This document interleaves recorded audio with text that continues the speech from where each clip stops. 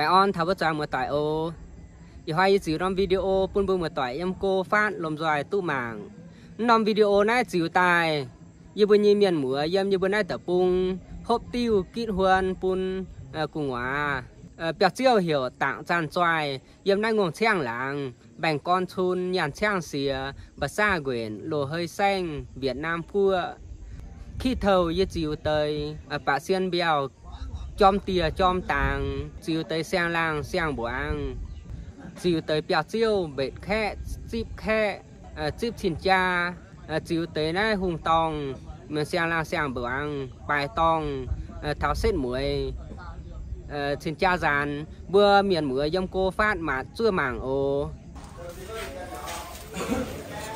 ít chán na truy tìจริงkhoai giản chom tia chom tang ô ít chán năm chàng hổ này diệp tim biển diệp pam hoi diệp hà y chín linh y diệp phế với hàng chặt chiều ô cái sự béo ô sáng sập một tái ô hắn hiểu lên ô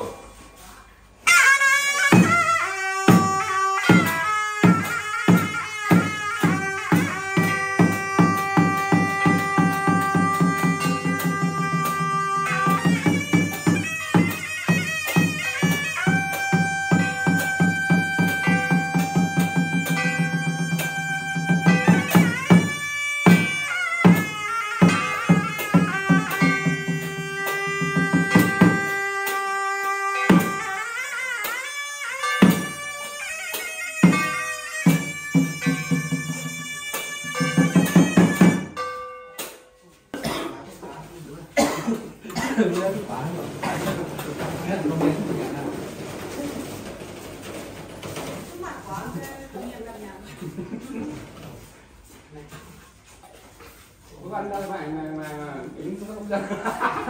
sát cái cửa bán đây là đúng rồi.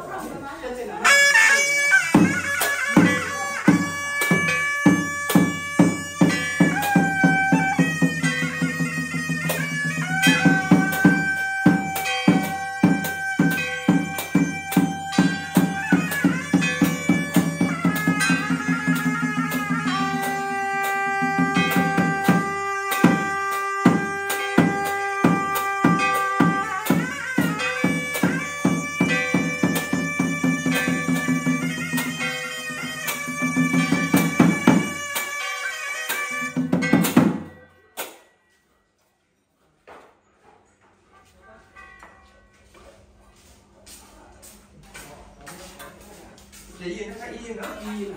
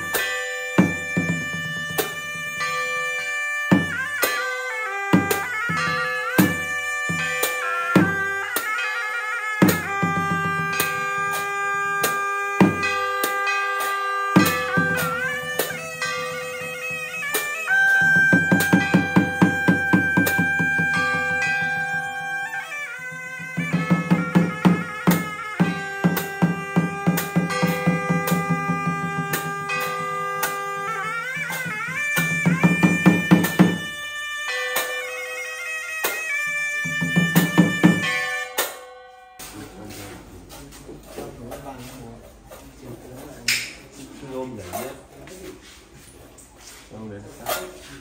xong đến đầu, đến bạc, đến vàng,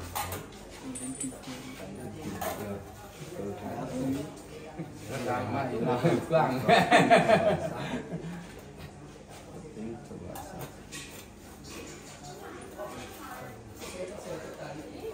Vừa thực hiện không có loại. Kẹo lau mà không lau không lau. Đó à.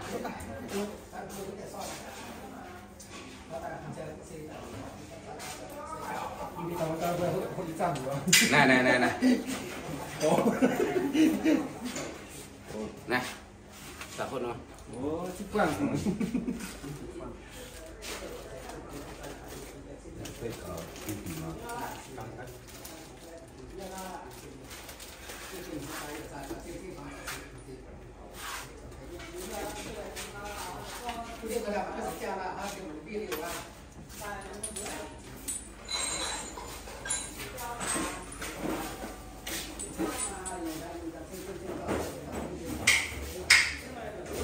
Thứ nhất lấy cái này mà.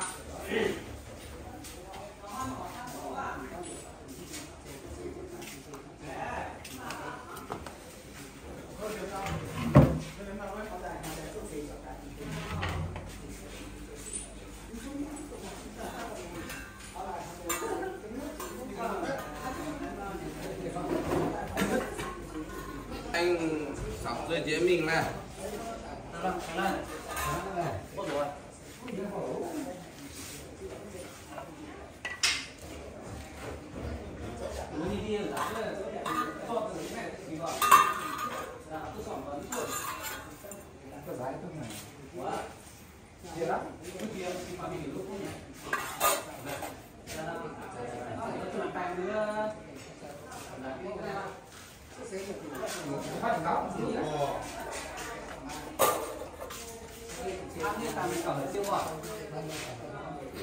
Chị à,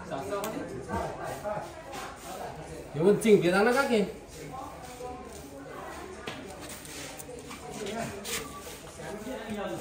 À, ngoan được tới trên đây mình bóc rồi. Bóc ấy.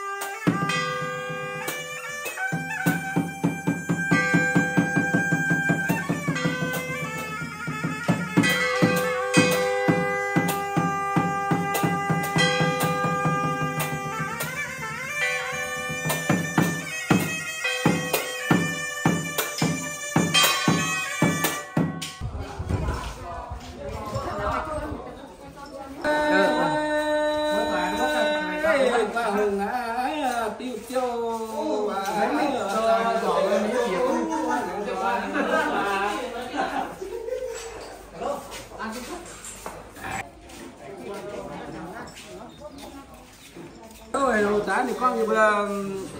quá hầu tiêu chế liều như vừa hôm năm xả lò tiêu tôi ở sung rồi ô thế là xả lò tiêu cho ngà thì xuống rồi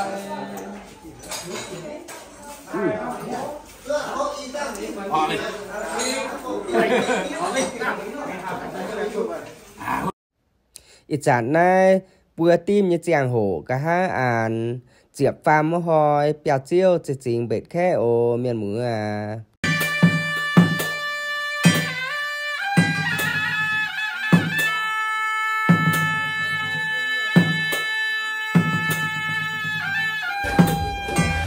giờ to bữa mưa toại tại quang thao thiên suy biao có tề và bữa mưa toại lòng dài tung ngang ô yeah chúng phong vượt chiều bữa chúng chẳng bấm chiêu trên nằm trên IC piu kiểu dạng dụng phụ dầm đeo sòng xi láng ô điều gì chúng càng bật chiêu này là chiêu nhiệt công cho năm chiêu ạ chính sĩ ạ cái bữa sắm mảng năm hoài giao hai nãy chú chập phế ạ mà năm khu trang hồ đã bữa khu tụ xếp chen đã dần nhiều để nay chiêu xây ý hoài bữa sẽ cho đối chip chen tháo ạ ý đồng đưa tím như bữa xây sáng miên chip chen ô liêu tháo nhà là án chẹp tím tiền bữa chỉ xí đeo đối với bữa xin tỷ để bây giờ nhà khoa dạn nhà đối với trong tia liêu dạng chip là khé dạng án chế liều na hít hoáng xây bia tin bây giờ chip mà nhà bằng hổ khéแบบchiêu chip khé chip chen tại làm ra các việc chiêu hổ trá để bữa chip vàng điều với dàn đom bữa chiêu xây dạng tháo nhà mà thu trang hổ là bữa xây tháo nhà bữa tím nhà trang hổ mà thu trang hổ bữa chip vàng việc càng tài liêu giờ bữa dạng mà phong hổ chip bằng phong hổ việc tài làm ra hổ trá cũng chiêu dần nhiều liêu xe an tế để bữa chip bằng để bữa hổ sang nha khé đạiกันbữa hỗ trợ liêu chia tháo mình lo ăn bán hoang tế nếu bữa tiệc chiêu cho anh sẽ chip bằng bữa miền cố miền đạiกันtiệc chiêu bữa hỗ trợ liêu giang hoang hoang nhà chiếm tím bên trang hồ bữa xe bệt hùng tao hồ nó hiện trả nó xe phi đẳng hí bữa xe quảng cáo nhà bữa nhà yêu miền nhà hộp tiêu nhà lệ phím cười chia lệ nhẹ quảng tận đáo hệ hí bữa xe chú phan phê tài chủ can chết phi đẳng hay cười chia lệ nhẹ quá bữa chỗ liệp hùng tông bài tông lưu tự nhẹ hàng hai đom sẽ tạm trên cha chẳng sự một thả rán nè bữa nay yêu miền đấy quảng tu thải hàng trăm tế lộ bữa tắm mai hai bài tông đấy nhưจะจริงจะcho liệp chân tài cần cho chứ bây giờ có mình cùng quảng từ đó ô bữa quảng tận tao quảng lưu tầm rồi chàng chân mà đại gì cái sang ổ đứa như hắn này bữa miền mưa mà xưa mảng ổ ít chán này trò chuyện tại quảng này truy tỷ trinh truy tỷ hậu miền mùa nhàng đông hoang ô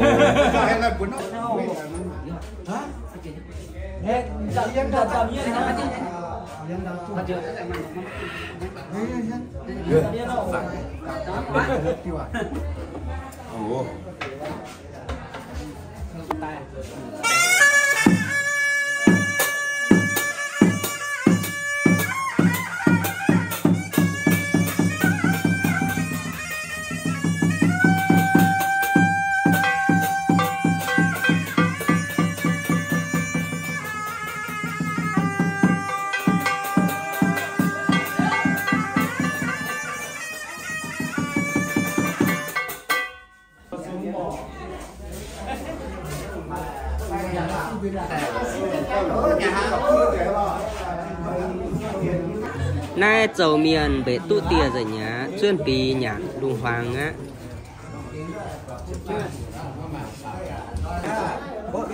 nóm chàng hổ nay bia tim chỉ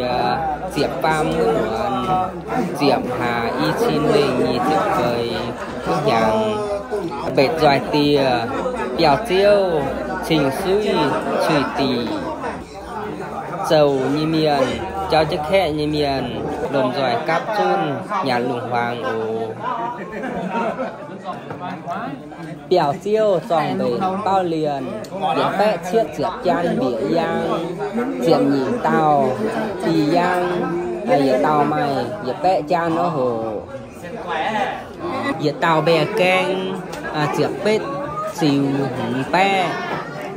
tu pa liền giờ bé nhỉ chợ chan như lai bé chan huôi y bé phơi chợ lít tiêu y bé mâm như tìa pa liền vừa thảo giờ xin phàm bé tàu khe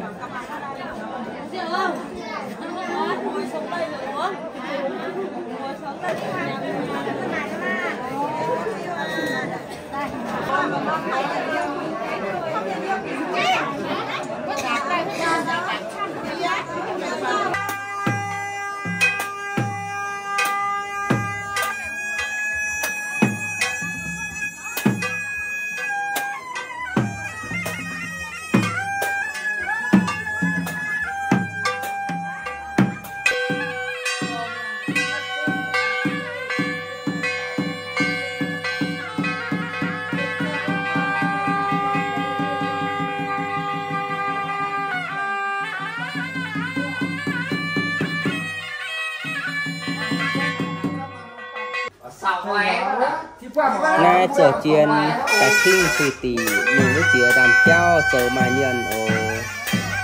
non chàng hổ nay đã muốn diệt giết tim diệt ta mơ muốn diệt hà y chín lên như diệt tới với hàng con bà thằng mà luôn giờ mình nát cả ra đang tinh thần nữa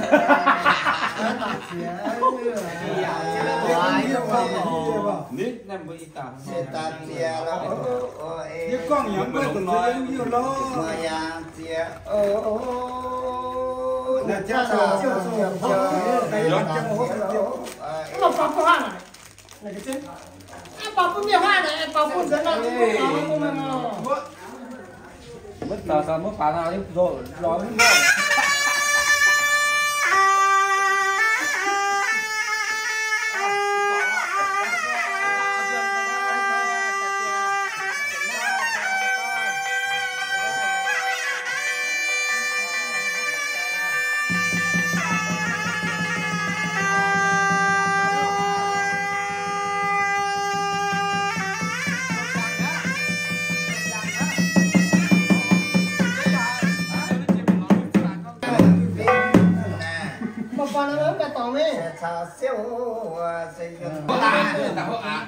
mà lại mà sáng thế mà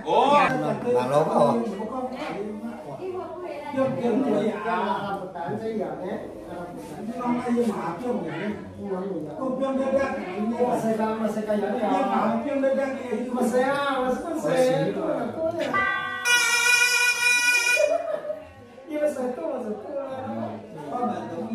mai nhỏ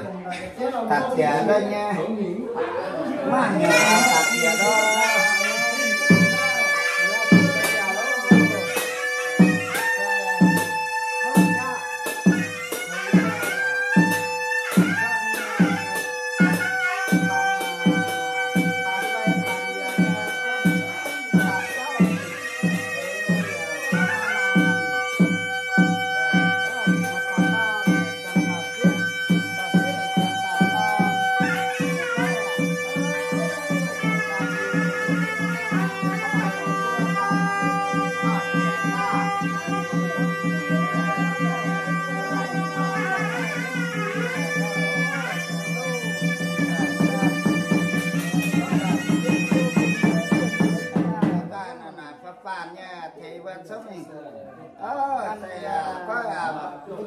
chậm giờ ít tài nó sát khách thấy qua bên xe để xuống thấy qua cho là làm cho mẹ hôm nay mà nhận cứu qua xe rồi là phạt ra tiểu phê xếp tiền lời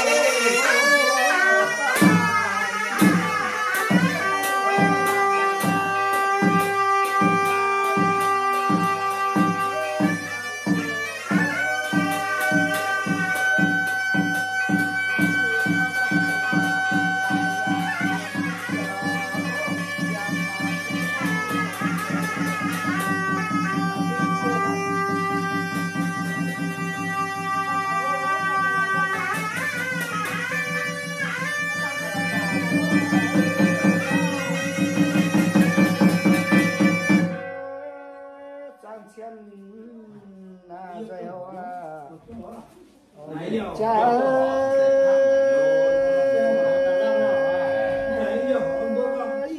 là phản là trong chân là rồi ô chân là trên áo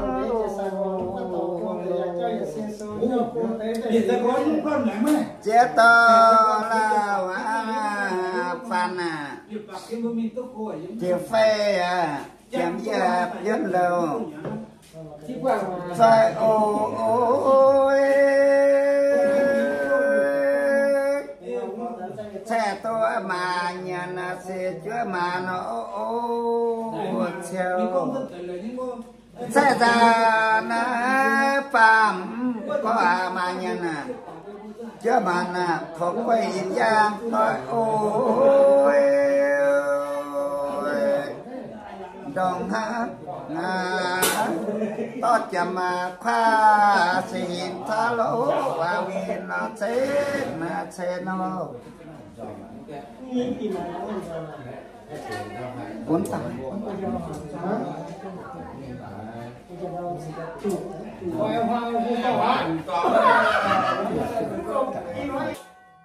y hàng dần xòe nó sẽ xe mà tỏ ton chấm tỏ xí ố bà có chặt dàn để chơi ha y hoài đang nghe chụp farm ạ thì nó chụp farm cái chụp nhất tim xe căn chia lệ miền ton chúng ta ton để chiếc xe vậy nên nhà nói là xe chấm chủ sáng nó sẽ xếp rủ và sẽ con qua tả xí ta ý mới bữa căn chỉ miền lệ bữa hiện hoa đầm cho thì bữa đã mình đã xây bữa căn để chỗ lúng cho hoa đậu bụi sai y phình chưa ta tu bành on để bữa cho nhận cho hốc biểu pháo bụi sai y phình ở lúng bữa có tôm nhận chỉ điểm chủ giàu nếu bữa chọn nhận tu nhận chọn châm tu châm ủy ngôn ủy má hiểu pháo cho nhận hốc biểu pháo to nằm tay nhồi phái bữa hậu chiến cho hoa chỉnh suy chỉ tì tráng số lửa chân hậu chiến cho này bữa sân cha bảy túng sân túng hai vấn đề cái bữa hậu chiến ba liền chân chết thế hậu chiến sẽ là bữa hậu sai phí lô đây là chết đủ tình nổi hàng ino mà chê mà nả lô ai bây miền gần miền to như lấy bữa chủ số nha nó sẽ phiên gì đi bà công mà lấy bữa sinh chó mà lấy bữa chỗ cho hoa trắng là hoa tỏi nó sẽ cam chết câu giờ cháu sẽ cho san xoài mà ta sẽ cho ta to mà ta to để cho ta sẽ để có ta sẽ giờ cháu sẽ dẫn chỗ rào hoa nhiều mà ta to này có chầm chỗ phụ mưa xía đó cả im hai im gần đi với y tàu ô mẹ căn giặt chú tôi nhẹ mình căn đi với cho nó mà nhân quá đây bây giờ căn đi với sẽ ra mà nhân mình cho hai nhà mày phim mày sốt tài chú thì bởi mang chân cha bạch tùng chân sẽ bẻ lùng hang dùng cha giả tố cha dùng tô giả tố tùng dùng ngô giả tố ngôn dùng ma giả tố ma hắn phục quay viên cha phục quay viên ô đâu ý nhàng ấy bây giờ ý hàng qua giờ này bây giờ sai phụ hàng nhàng á ý bây chậm giờ tôi nhìn hàng lào té ý bây giờ nó coi chiều nó po một tài tập công cha ngô mà cái bây giờ tấn cha lo cha ham bây giờ thấy bây quá cha tệ sai lo bây giờ thấy bây quá sai tệ ô tục sai có nhiều sai rồi hết vào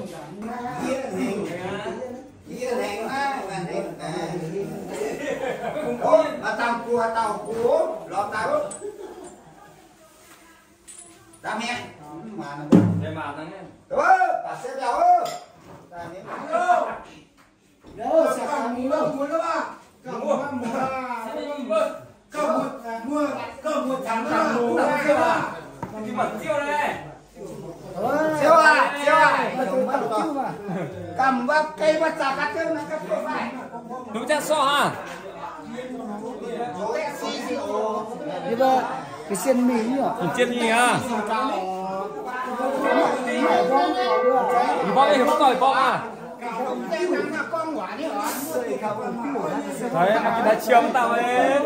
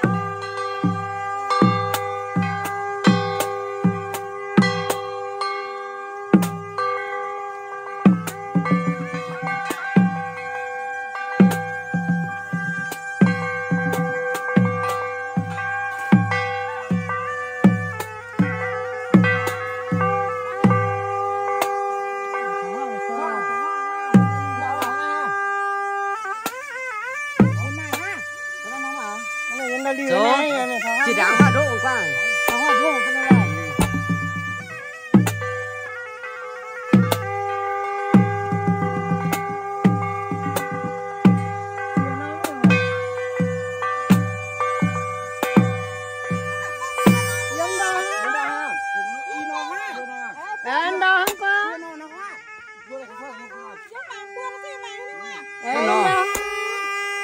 Giờ cha sẽ chỉ đáng hoa độ. Nó mà phiền nó nè.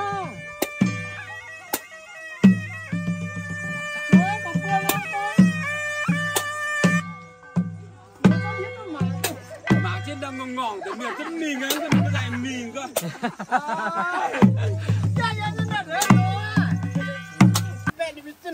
Má chạm sen hàng hả? Giờ vô. Mi của vậy. Trời bò. Mi tàu nhung à. Có à bơi nhung à. Cái tay cá. Ông tôi bơi yên ổ cú nhiễm ngào đó. Nó ta nó phát. Chịu tay á mà. bà xem điều á mà hiểu nó sẽ bảo hại qua cho bà xem không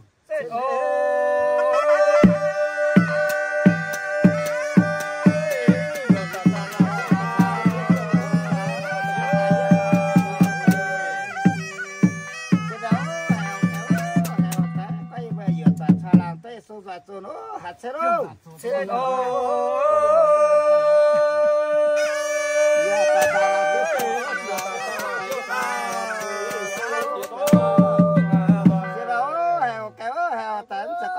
sao sao nhau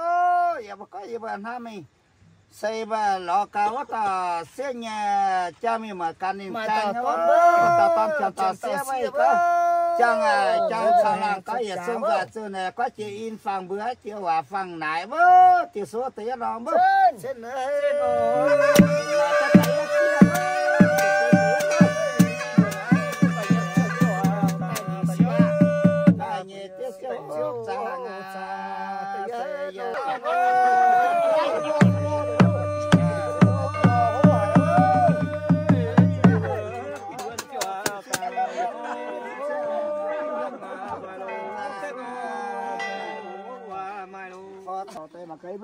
cá bơ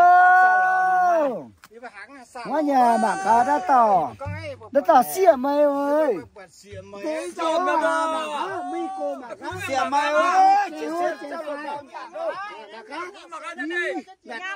mà cá đã gì là cô cho mà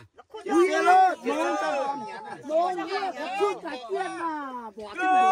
cái nhoi rồi cô ăn tiền nó xứng ra nó lại ngon quá gì bữa kinh tư hơi gì bữa thong mày thò tía thong này cái ông tên cú à con cái này xứng làm gì à con này cái mặt tiền à đúng là chỉ xin là nhá mà nhá mà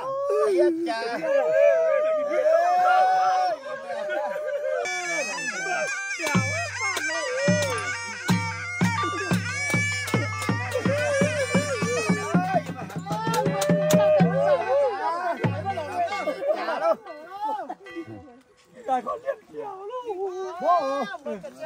Sao đẹp còn bố hút thế? Bố đi phải đi đó đi. Tự nhiên học bố bên đi. Bố ra này. Bố quản lý. Là mau hả? Bố vào đi. Tiếp cho bố à mình đi vào on tây thong tía thong pe tây thong cái đó.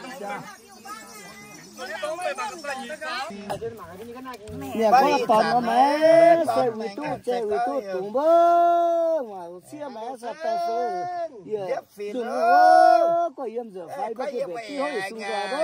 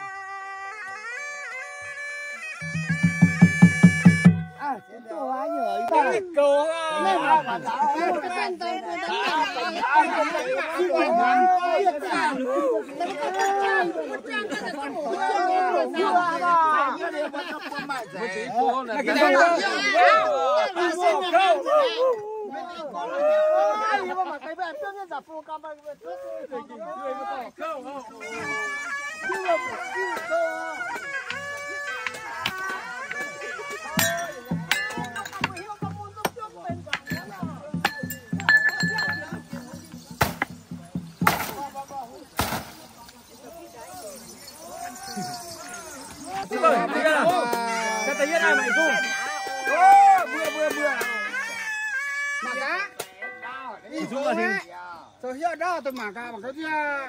cú không nhà luôn tao bán tao thốn tao tôi thì tôi hỏi thì đến giờ nó khóa gì tôi tao ô lỗ hết chân nhở nhá mà nó tôi mà xin tôi mà nhà tôi mày ô tôi mày giờ qua ô bây giờ tôi hộp ơi trời ý phương hàng kéo ơ phòng mình phải bơ không dài hết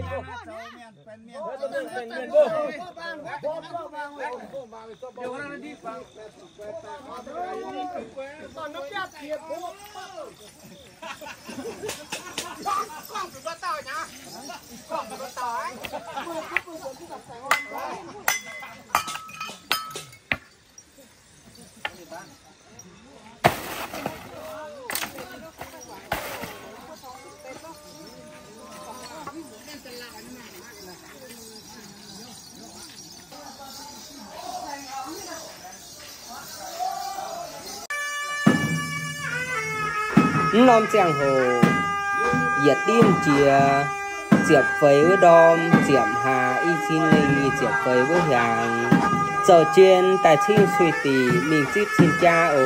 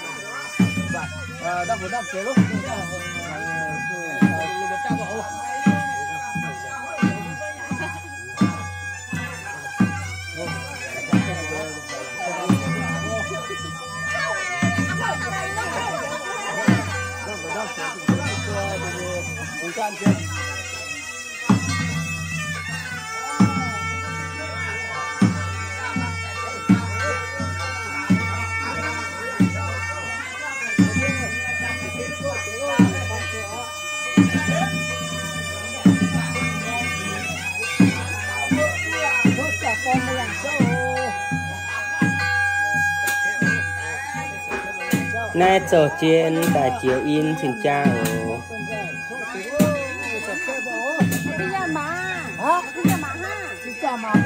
Bây giờ hắn nó tu mà, việc chẳng con tỏ đâu.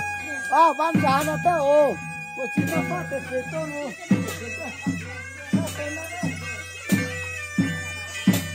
Cái tâm này cũng cả chân đâu mà, cả ra cái nén.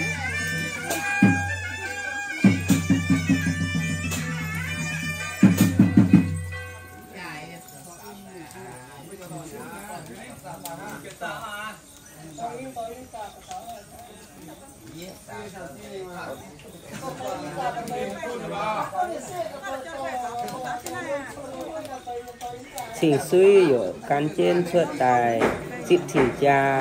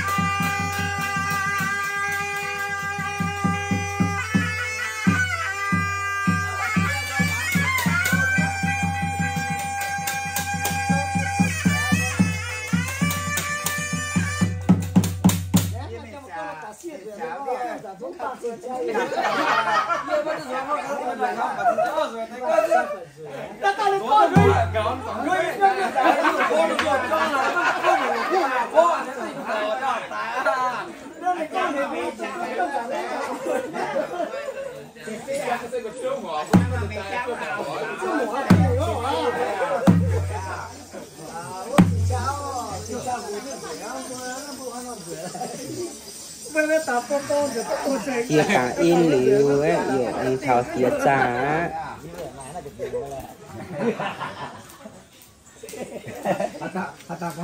我打生面那么大个节， mà cho mẹ mà cho đồ mới đồ mới ồ à ta thấy hiểu nó tiếp quang đó đồ về đào con nó sinh hóa con nói trong hộp á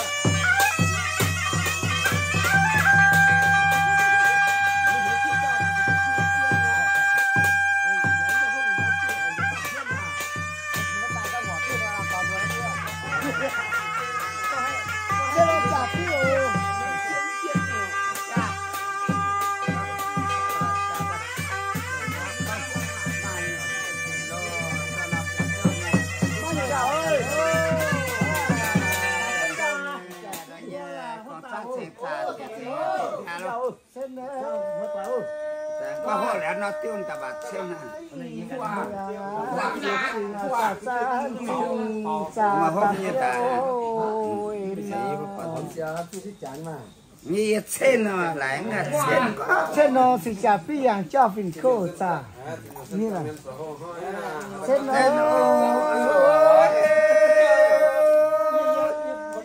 sẽ chả biết rằng cho mình có tiêu cho ta mà giờ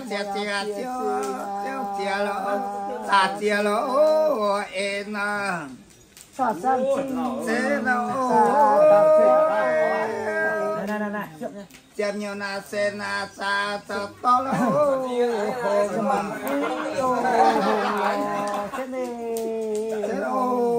xe na trên hồ mà trên hồ hay là xe hồ ya hồ mà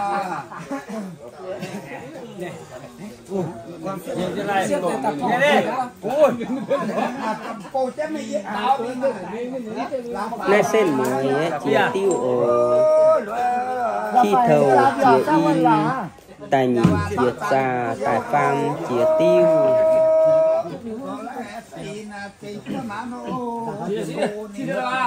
trước là thằng sao trước mà là thằng sao như họ lẽ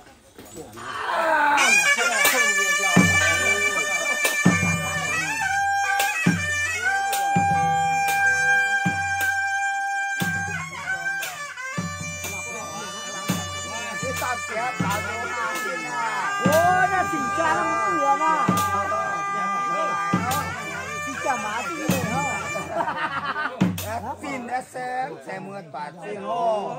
sao liếc mà lại tôi hô thì vẫn ta đã say ít chán nè chú chế miền lín cào nè xin chào phi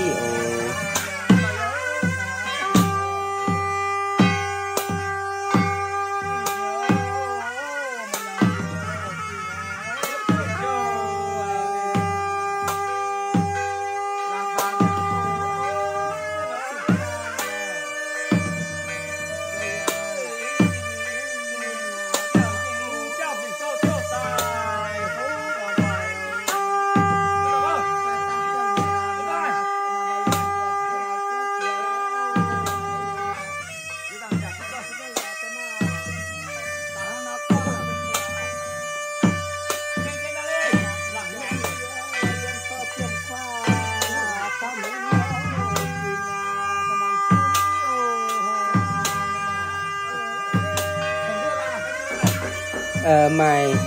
buổi chưa được khoáng tao nó ở mùi miền bèo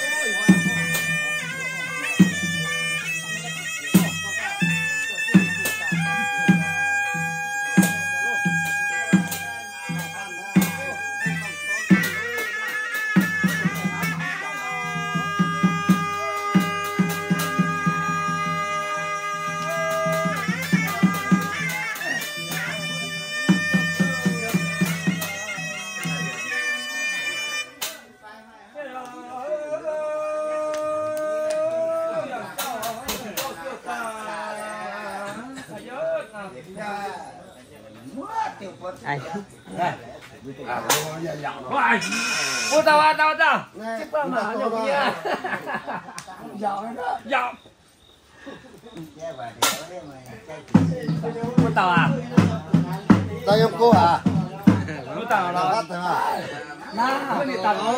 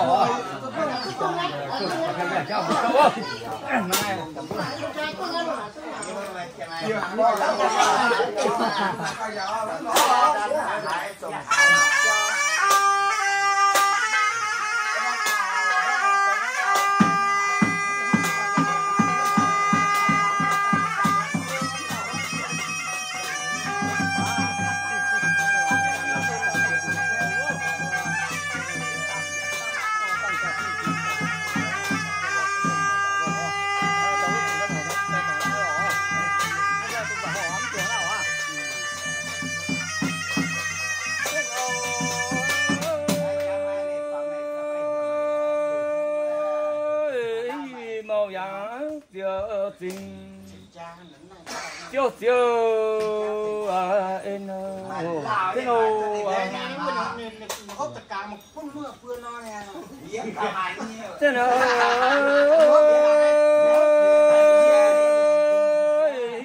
cho câu tiêu cha đây mà chạy chạy chơi chơi thế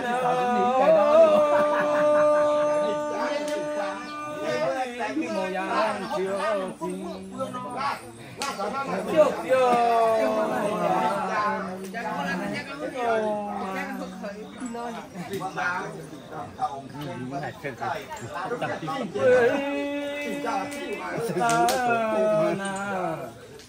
khung màu nữa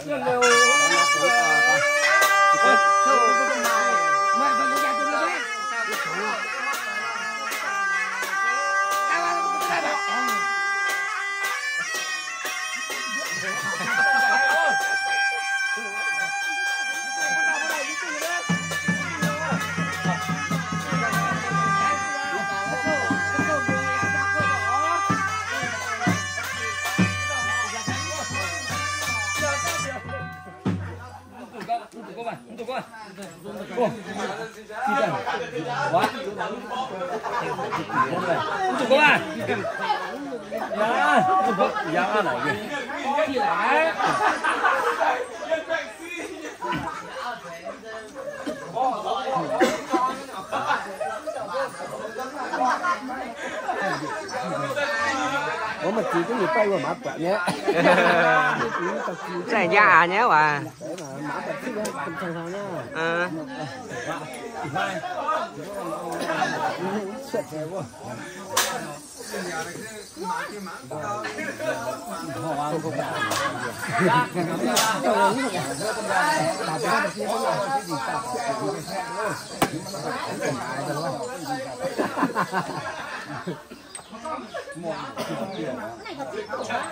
có rửa đâu có mà có có rửa đâu này cái gì vậy à chân mày quá mày đi chơi nó có nhà quá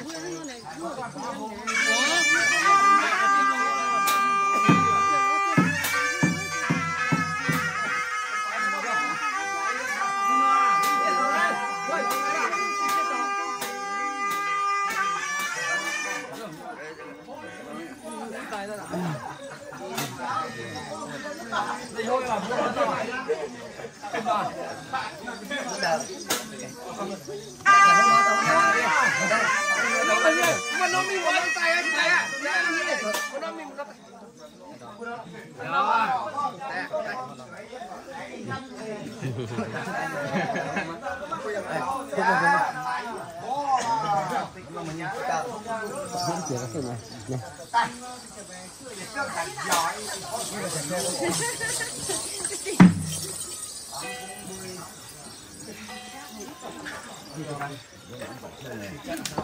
quay bằng chiều cái mã đó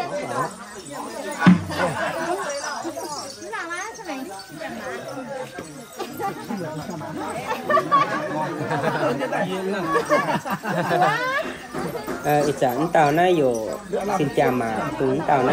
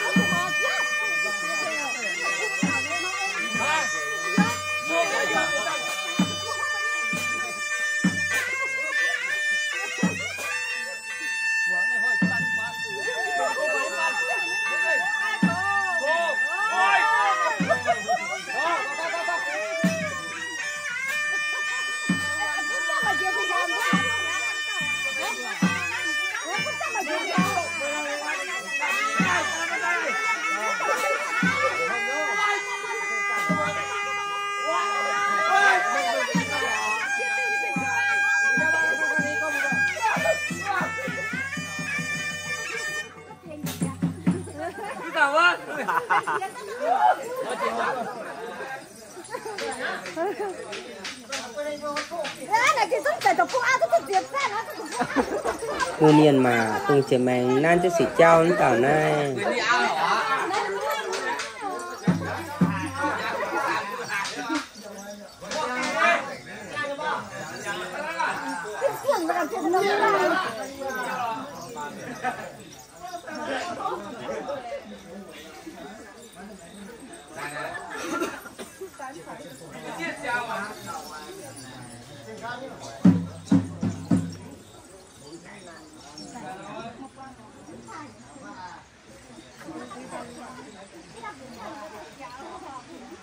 Nè nè bữa đó chim này chim này chim sỉ cha chim sỉ cha chim kham hoặc chim xoàng bực khoang cham hả nhé cham nhủ nhé.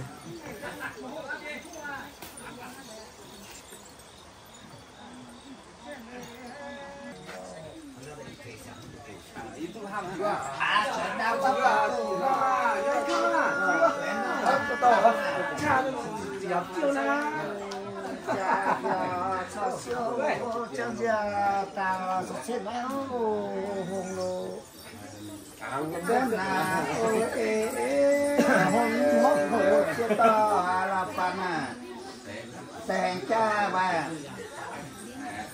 sẽ tóc tôi tapi ôi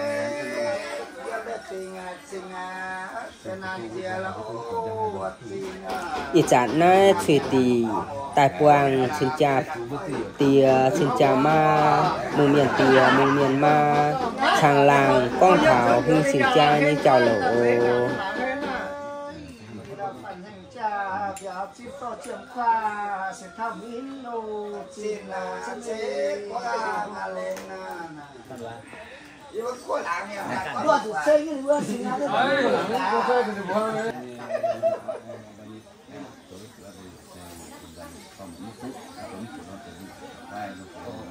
Kan sao đến cho nên tạm xa câu bê bơ mạng của chắc có đã đến quả đàn đàn tàu. Tèn cho biểu có được bộ tổ. chụp cho tao số Chụp ra hết tụi chết tụi ra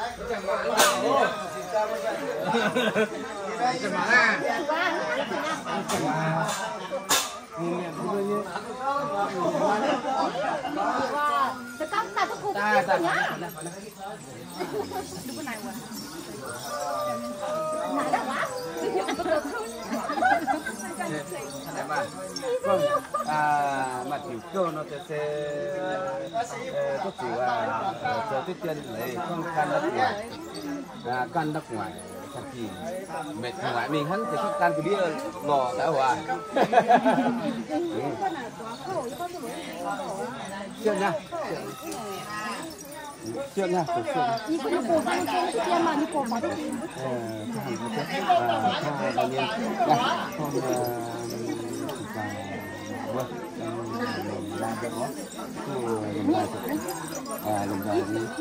cho cái chủ xây dựng một tấm cửa nữa cho nên mình làm chung mà năm xây thành ra chơi chung có thể lấy không để qua phim khởi đây nhé bị tàu nào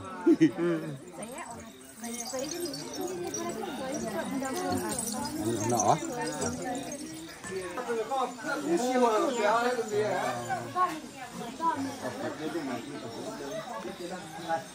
ơi bố mà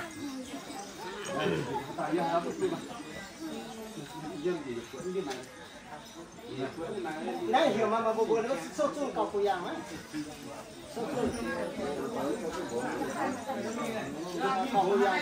Bữa có mà khổ lỗ cho mình đâu bữa mà nó thật cả.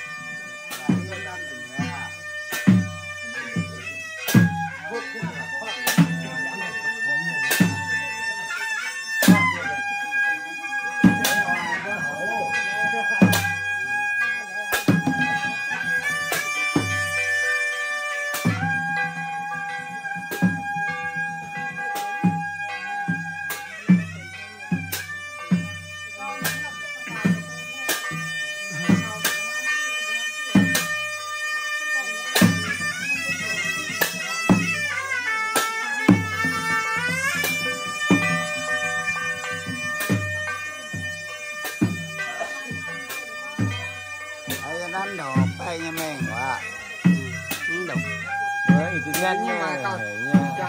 mà trái người ta chụp cơ mà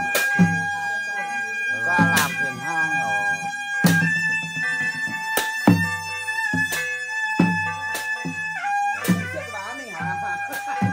ra làm tao sao lại anh cô cơ bây giờ mày chết tới trước mà hang này ôi nó chết trước rồi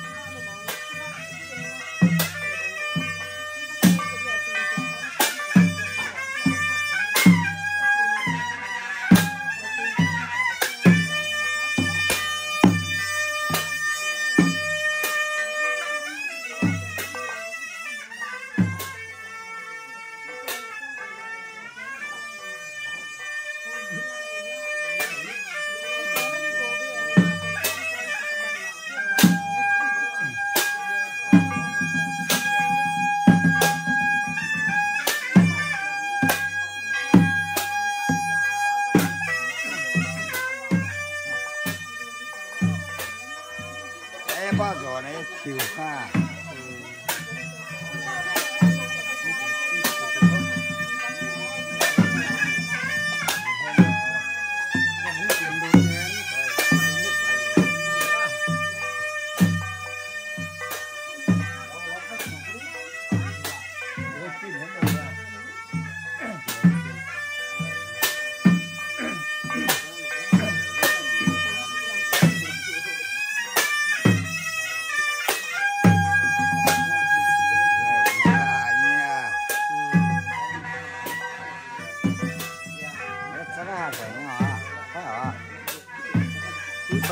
các chị làm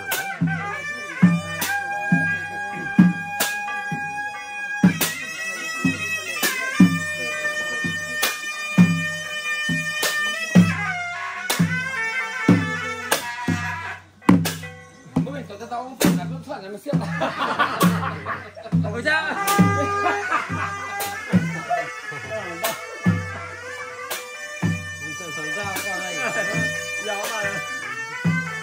Nó bao hồ rồi ta. Nó là nhìn rồi không có nó nói quy.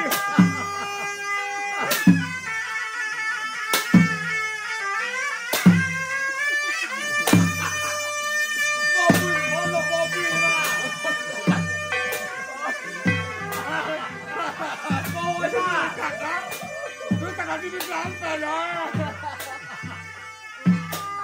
Bom biển là sao vậy? Mà sao bom về? Đi đâu mà đi cái bom kìa.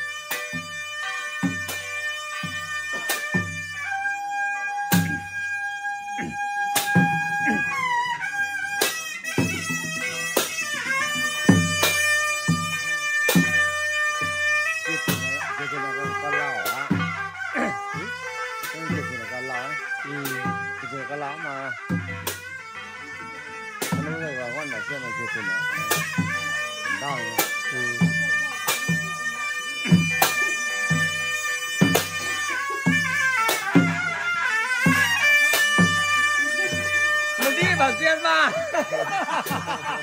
Bảo Duyên mình đi mà đi không. Sẵn này. Sẵn này. Sẵn này coi chả gió. Sẵn loàng đấy. Con chả gió. Tao này nhỉ. Tao này.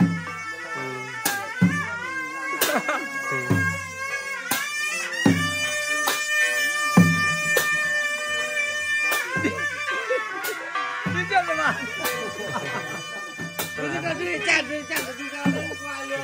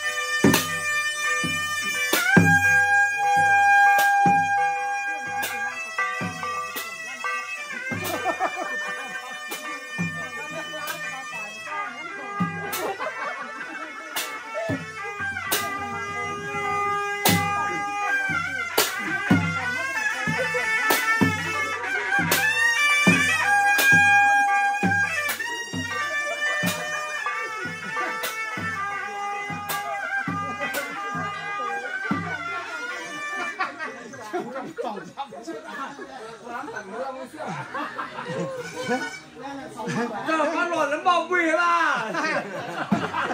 这个在这把老人干我干。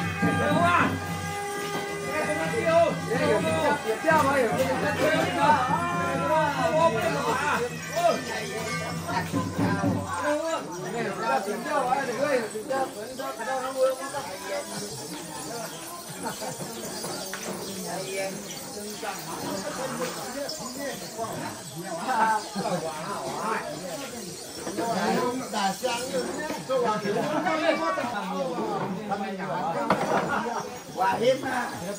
bắt tay mệt xếp mẹ máy, ai bắt thảo ra phiếu này kia. Không bảo nó như vậy quả. bây giờ kiếm mình cha Còn con nào à? Cái bún bún ra suy rồi nè, tập lo mà. Cái kéo đã sầm. Chỗ nào? Nhé em ra mà những cái chứ. Ra tận tận nó đi. nó con tuần à Rồi bị ra rồi thì nhân tôi biết buồn tôi nó con tuần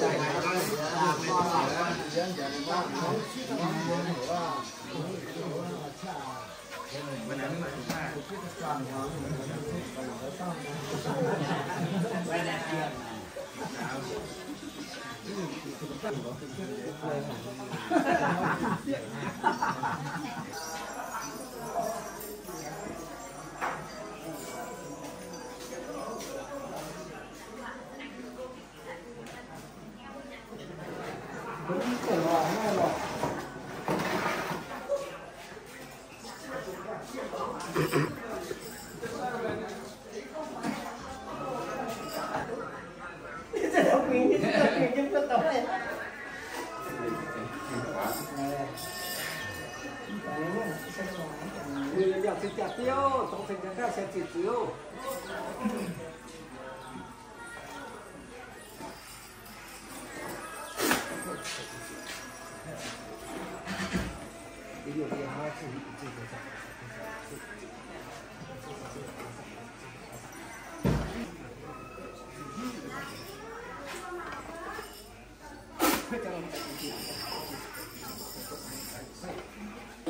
nông đó là đúng là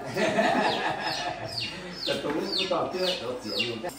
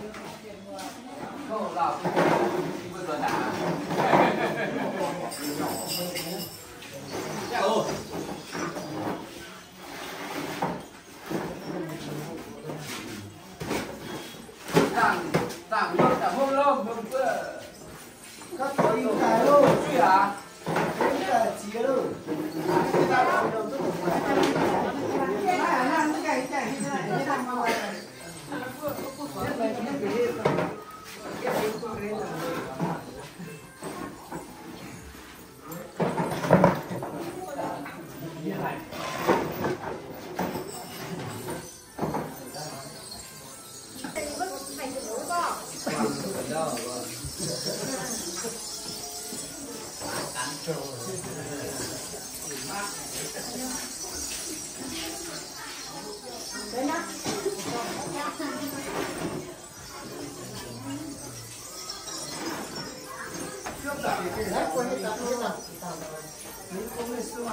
kênh Ghiền Mì Gõ để không bỏ lỡ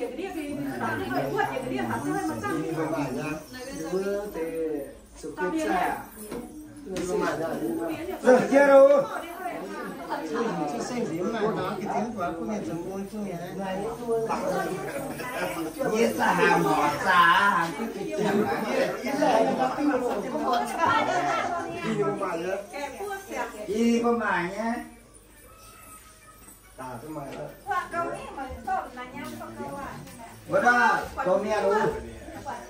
rồi mẹ sẽ cái cho tàng ye còn pẹ là hai thứ sụp cho nó ye nó tôi đi phải cắm ấy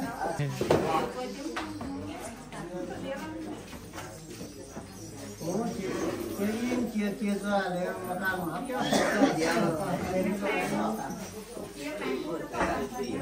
dẫn quân ra để biết là người quân cái gì người ta mà đâu quân thật quân dài không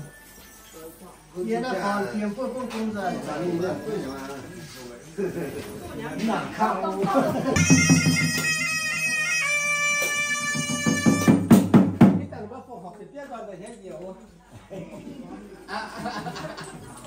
tôi nói cái phòng cô sao xía không rồi chấm tớ là cái gì thế không phải là việc cái chế ít tạo nó là chiếm cái điều này cũng dính xuống ngoại mà nhiều cái mang nó thực hiện xin cha tỉa tiêu ấy chia sẻ in chia sẻ ra chia sẻ tiêu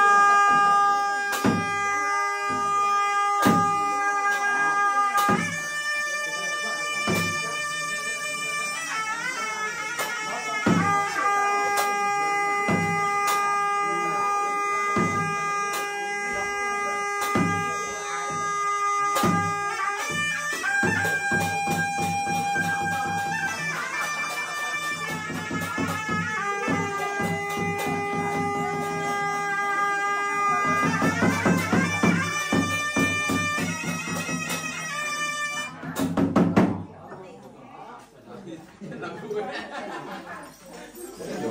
mà.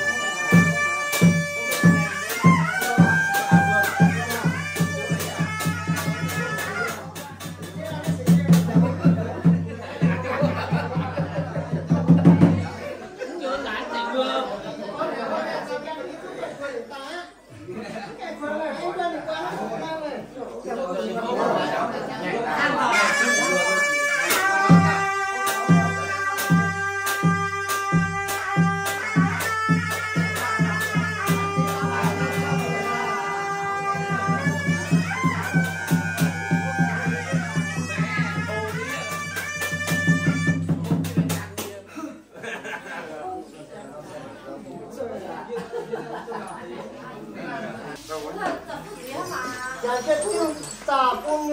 lấy in tiền liệu giá chủ xả tiêu thảo ra liệu chủ giá na kinh chết rồi cái kinh không được à kinh thảo ra thảo tiêu thảo tiền liệu về con không thảo được hết tiền nào nhiều dài là không phải gì đó không tập trung qua mình không được mà mặt thủng não là là lính góp chụp với chuyện mình có gì có tiểu hỏi được này cái hỏi đến nữa thế là thiếu nặng cao á.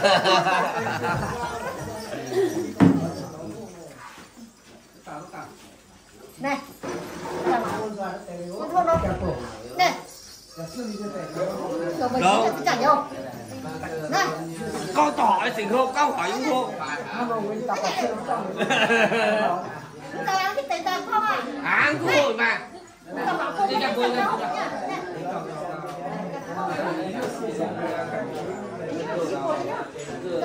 đâu đâu những ít bộ con thì phải xin khu cho họ xin được cùng nữa hỏi đấy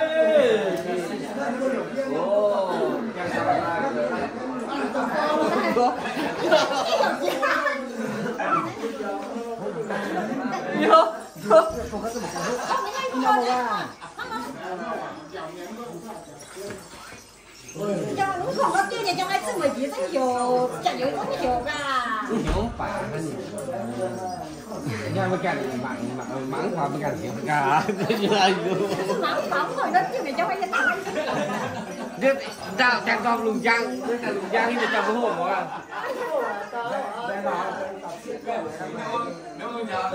yo mà cái này cái anh nữa không đi mà tế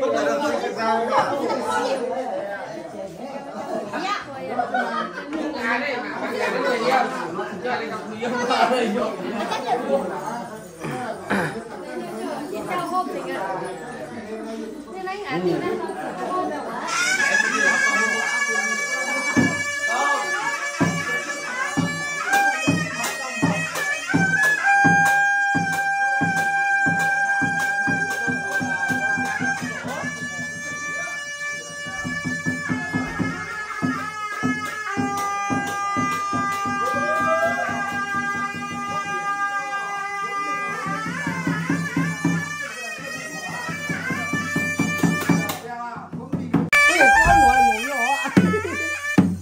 ship thìn cha ship xiang miền phía tiêu dài liu thì chặt nay trở chuyên anh ta chinh suy tì mình ship cùng họ miền ô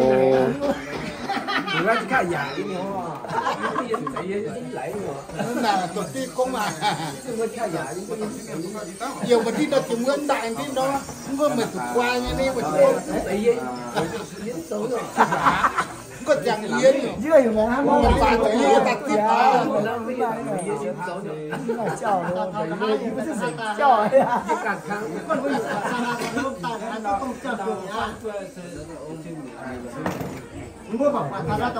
ta là ta tháo ra thì cha nó tổng chi mà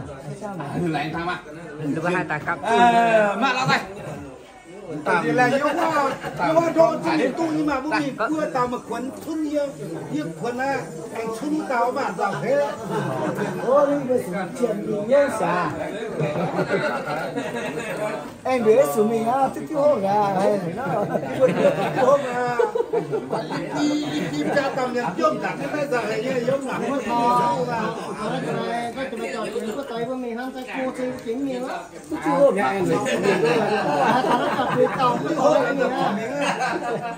trên tay bữa mình lõm bán cái trên đá trái nhung bữa nào thằng đó chứ nó thằng đó bé chỉ in ra với chỉ nó chỉ hàng nhiều đấy có bạc nhá nhiều mình hấp dẫn cái luôn một đôi mà luôn cái rồi suy nghĩ cái nào mình biết được chia đó bảo hả biết được chia đó còn đó chỉ tôi ở lồng rồi là hàng nó cắt ra hết rồi đó chỉ tại in ra chỉ nó chuyển tiền nó chỉ ra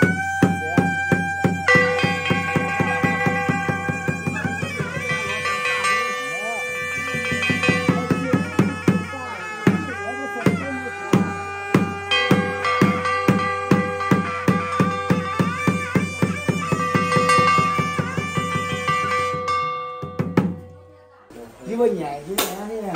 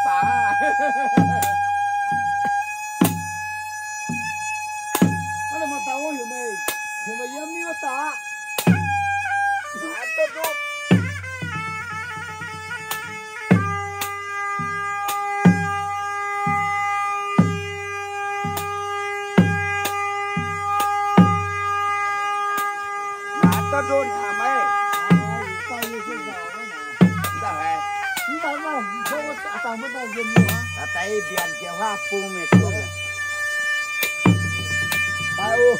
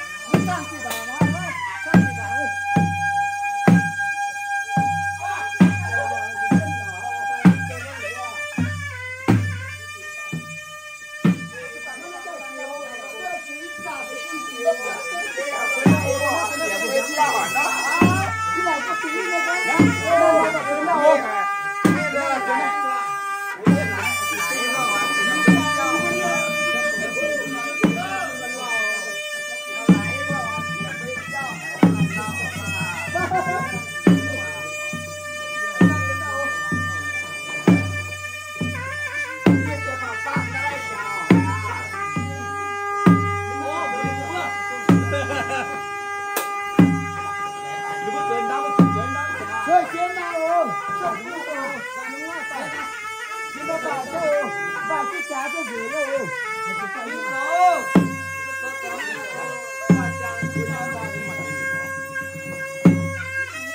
你要是管不住，当然不行啊。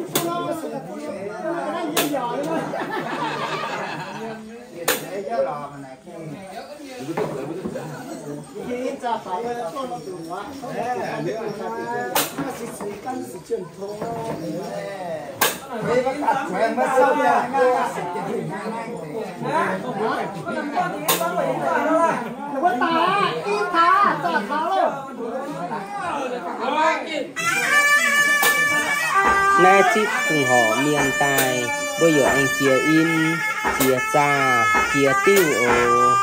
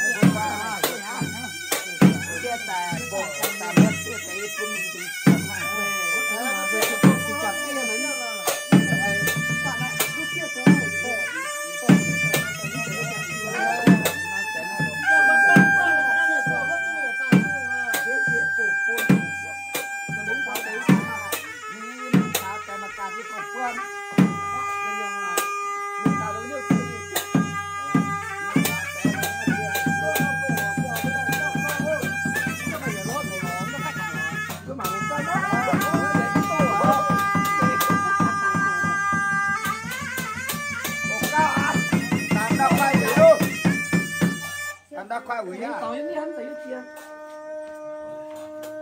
là vì phù hợp giờ yang cho phim khâu chiêu cha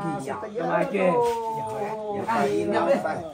đi nom để với chất cháu còn cái miếng còn đó xin quý nàng cha là chơi yếm như là giờ ta đi làm quý gì tụi yếm ở sông liều biển trăng sắp phổ hàng lô trà lô xe nô hồng lô xe nê là phản xếp phù ngô bia xe thái hậu chiên còn lâu quá xe sung được nữa ô mình có chân này còn này bữa ăn tạt cái này à ngon à là ông bia quan trọng tao mà hốt được sự cái chia nhớ là một tí mà hốt được sự đây đây một tàu lên đây để một tàu mà tàu vẫn chia này hốt phim đó giàu mà sao đi chia chẳng ra quất cha là mình có còn này vẫn tạo giàu lắm giàu nó một quả đấy mà quả này kia là phần của phù hợp giàu bây giờ chia nó à bé nó ao là giàu chết đi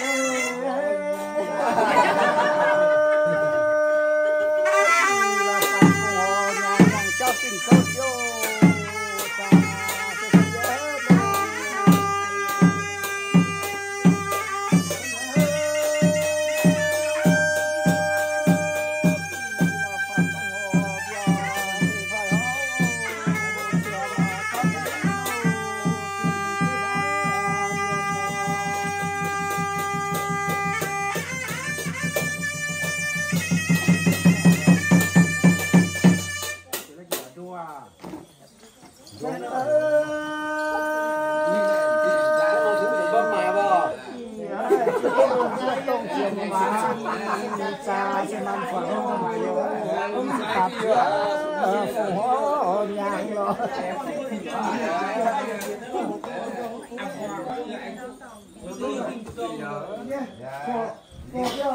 một cái mới chỉ xin ta quy hỗ trợ các cái toàn diện biển nó là chỉ bỏ thôi mà biển xí đồ mà phổ hợp cái này là ta có tìm cái mà ý rồi chỉ chẳng xong cái việc nó có được cái gì hết rồi tôi nó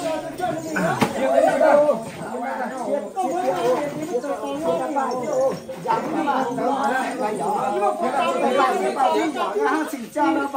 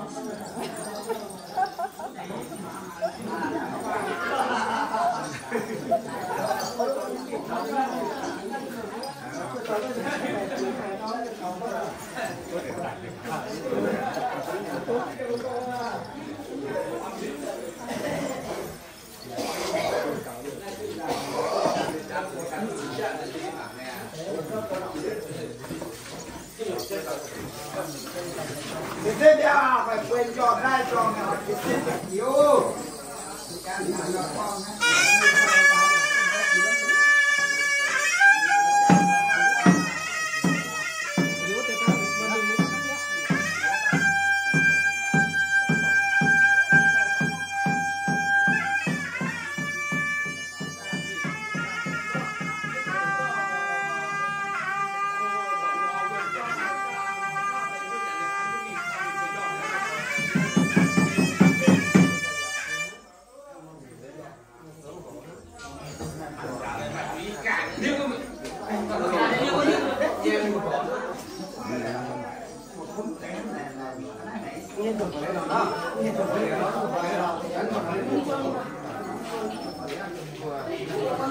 Chip phùng họ miền bịa béo chế tôn lưu đội anh chia sẻ in chia sẻ trà chia sẻ tiêu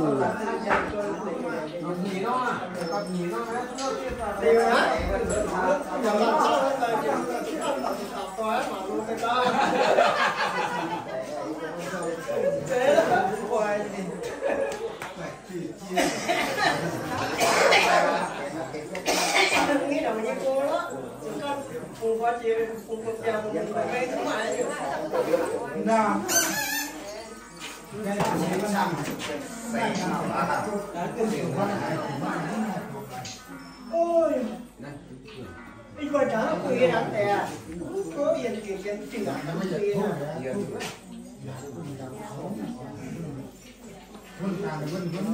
không có cô nắm cơ tự vào đó tự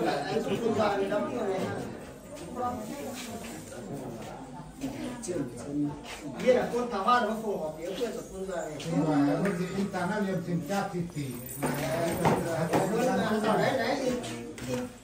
thế như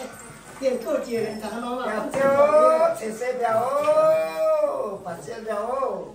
coi về sầu chân về à coi về à tao không sao Hải Lộc Sơn xây phần tiền đây vào là tô ô xì đây là không ý đấy nè mà tao về thì tôi chỉ một tham gia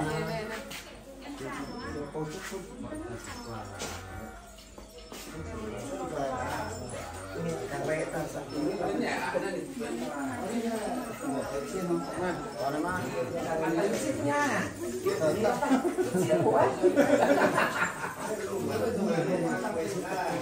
bạn tiên đủ trang như mưa chẳng điều gì á đúng là cho chúng tôi dàn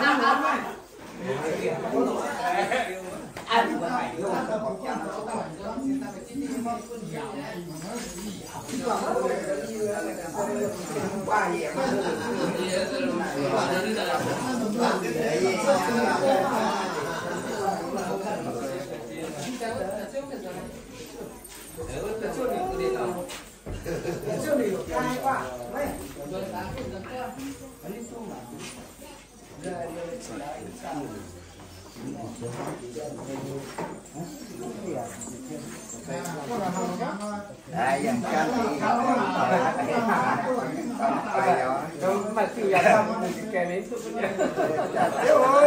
chủ xe đèo xe đèo cha mày sợ chân có gì bây giờ có nhà xả chia liều giờ tiêu tháo bây giờ không tiêu bố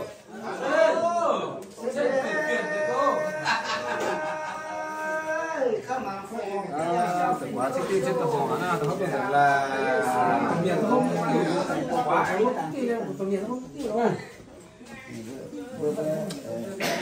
nãy cái chân lại à có nhiều lần bắt đầu chân là không chân trang không bắt chân vậy này mà cũng cỡ kỹ lại mà còn ta hốt đầm ra là sao số nào không đến qua tàng quyền mình chỉ có phong mình còn được nữa thì sáng khăn hót khăn chơi sống làm có chế mà có được không đấy mà để mà tôi nhìn một chút là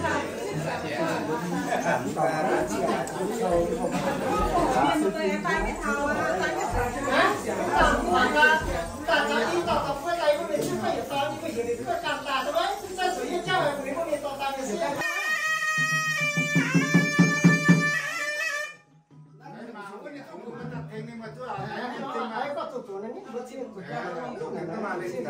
đi nó mà ta nói được đi miền sao lại nhớ tiền ra không có lực đi mà nó quân lực đi nó nó tay tay nó là cái ép lên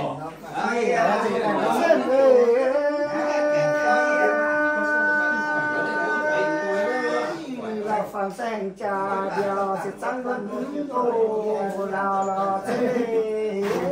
duyên số các đúng đúng trên nó chưa có chuyện sinh ra cha sẽ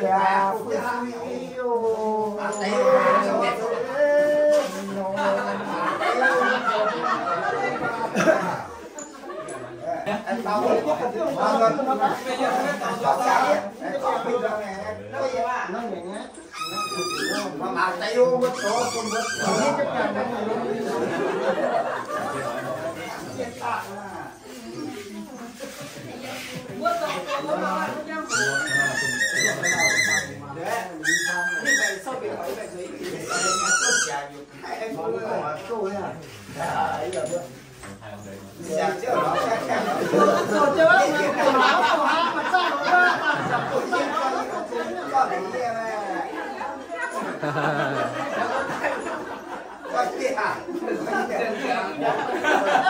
mà tiêu tỏi nha mà bây giờ con này chẳng cái mà can sinh suy nghĩ con mà tiêu tỏi nha mà cứ rồi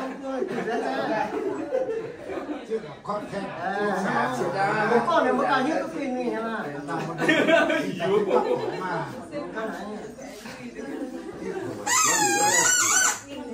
bây giờ mà tay vừa này nó vẫn như nó tàn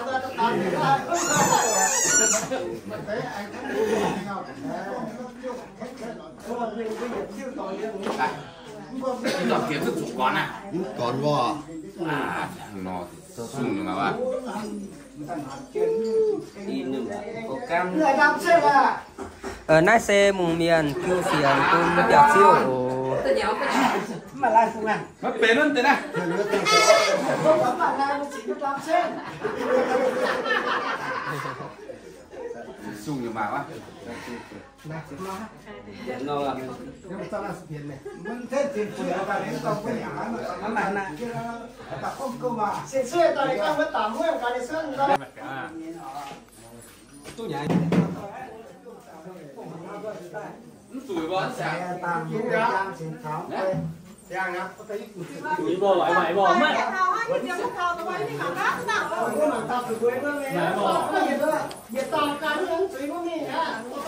đấy chẳng tuổi đúng không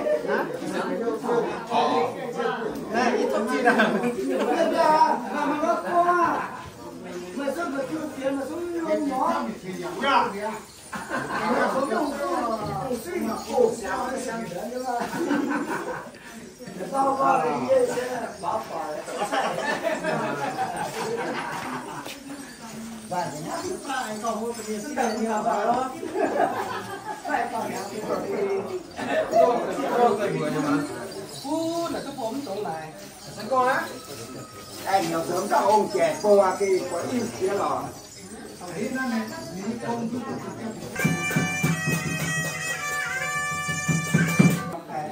vừa con họ là cái tiền học quay có việc cũng chưa thử việc can cho mình ha thật tình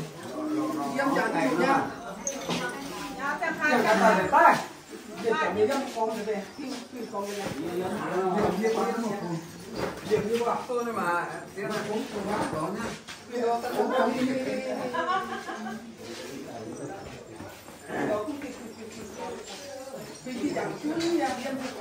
nhưng mà bước kia mà tại mà đó là kia rồi giáo siêu mất là tài lên nào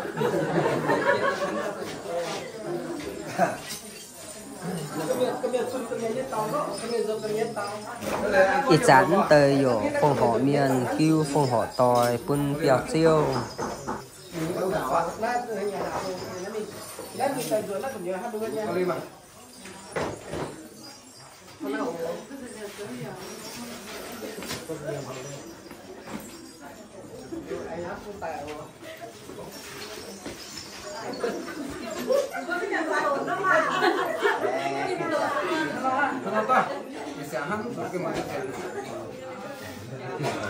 làm thêm mấy vòng nữa cho nó đủ choáng. Rồi còn mấy hành cái đó ta chắc con có trồng việc luôn nè.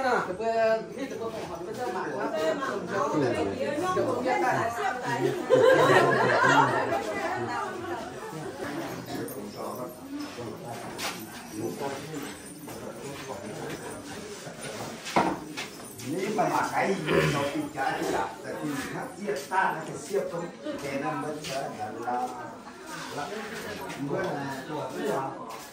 của học có không phụ ta là đi qua học thì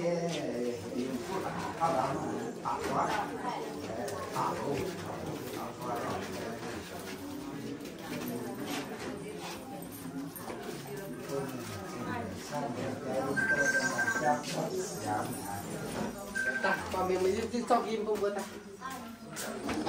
na hít na xe cùng cùng họ toai ô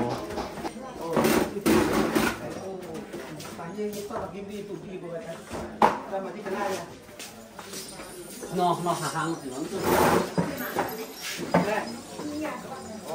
cái gì xin tài mẹ đó là xin phải này cái bài của họ à tao cái chân riêng đó tao mà không phải tao người ta không biết mà tiếp à cái gì à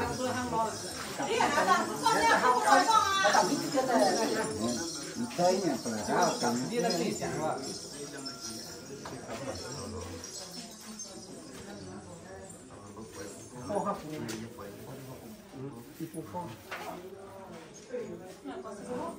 mà bùng nha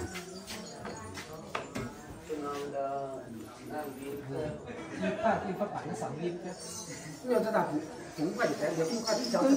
không phải khoai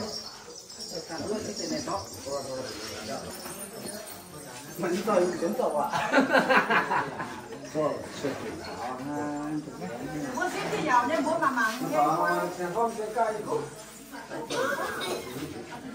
tay phun tay nó thế là cái như là cái bồ ta đó mà cái to này nếu thì là sập nó nát chứ mà thì là cái ra hả chưa mà nó quan cái này nhưng mà tận tiền rồi thì tao nó nữa là cái đó là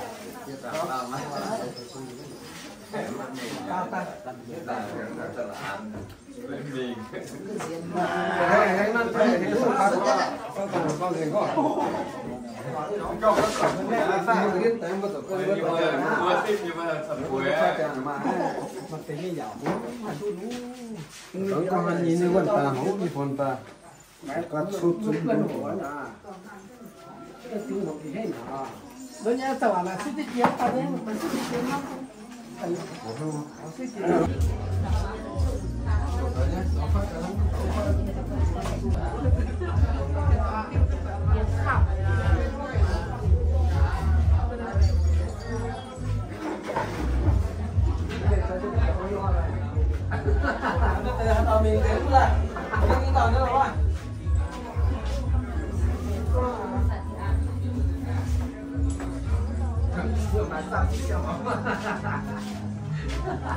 mày công nghiệp mà xưa mà công nghiệp thì xưa mà tiếp dạng cái nào tiền cái này cứ chiêu à tôi gì hả này tôi gì mưa tàn này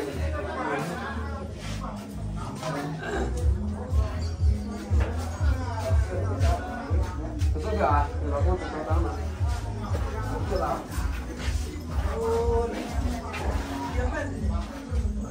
ta đã phải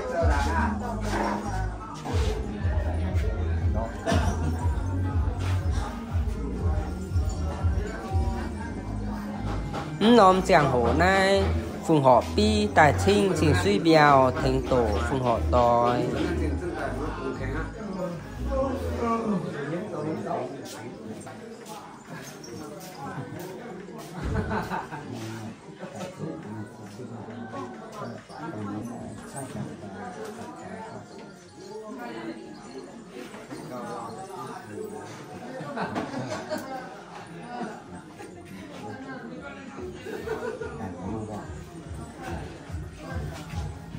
xoài à đấy con quá mày lủng hay lủng vậy đấy con gió mà thực sự là cho hề nó ra đấy tiệm nên chiều nhàn mà cũ lấy đình tiền thuế phụ dân biên ô toàn xin đến khu vì là quyền nhiều soi ơi nhân tình toàn và mãn xin dòng trái chung bữa này các bạn gì mà ủng hộ tuyệt vời quân tràng thanh cụ siêu quan bình nhún siêu lãng khoa phụ sai nhĩ nhà na tiếng liêm gió màn vui suy thôi sẽ còn mày hiểu kèm ta vừa đèn tan miền ô đầu hàng suy thôi cả buổi tiêu vì vừa đi qua in yang toi đó ô nhật khoa nam miền ô đâu quê chiều ấy mà phía mà bữa thao chín đó cùng họ chiều yang chưa mãn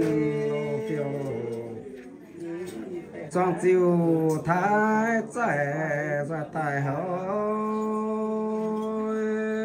nhìn họ nhìn nhận hăng suy đồ tăng quảng kinh ấy tiêu nhận两叶tiền chưa mà tăng xe hàng nhún tàu phủ quê tăng xe bằng on quê nam nhom nhano vì na phụ miền tàu chỉ hồ về yếm mai nam sinh nói quyền nhiều sẽ sáng túc bang trong chiều ấy thái giải ra tài thế hậu chiều nhận on lo cho nhận đồ chẳng cô nhìn vai rồi tăng xanh mẹ bin toàn siêu phụ tan nhàn đồ bang đồ lên sáng hiện xuân tàng chỉ tao lỗ cấp ấy rồi tài hậu chiếu lỗ nhân chiều nhà này chiếc tiền xin nhìn cuối lỗ yếm tay phạm chiếu nhìn hóa bề hai có bé tiệm bè ra chiếm ấy mày nhân tiệm chìa quá tàu quảng kết tiêu nhà na tôn liên phụ lô lô nhà na giờ lấy lô hàng lô tang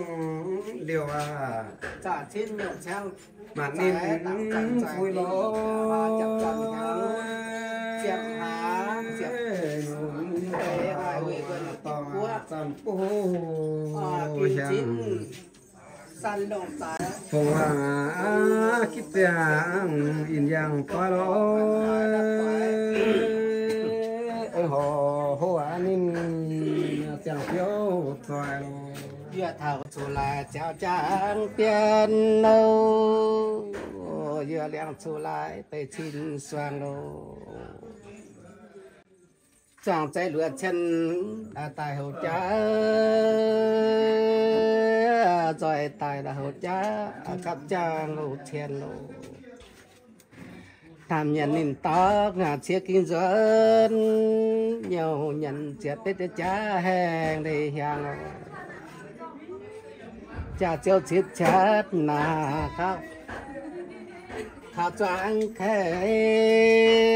งายยำเหลือจุนจังเสียวลางcác khi yang yang liều lá nênไปquấy ta nhàn tình còn tòng kiến quý chẳng liền cháu chỉ phòng bia tài thiên giá na tình thì gần kiến cửa hai dùn máu kiến quý na yang chẳng lẽ ngà phâu hùng tòng giải tình các thái tối đang hữu chiều ngò hàng khó tòng từ này à chào chín nhiều trang trái tặng chân trái bị bờ hoa chặt chân hàng chẹp há chẹp về với phần kín bước hoàn hoàn xuế kín xin ta ý thằng trái lê chầm on phòng hộ lại phải đắp tối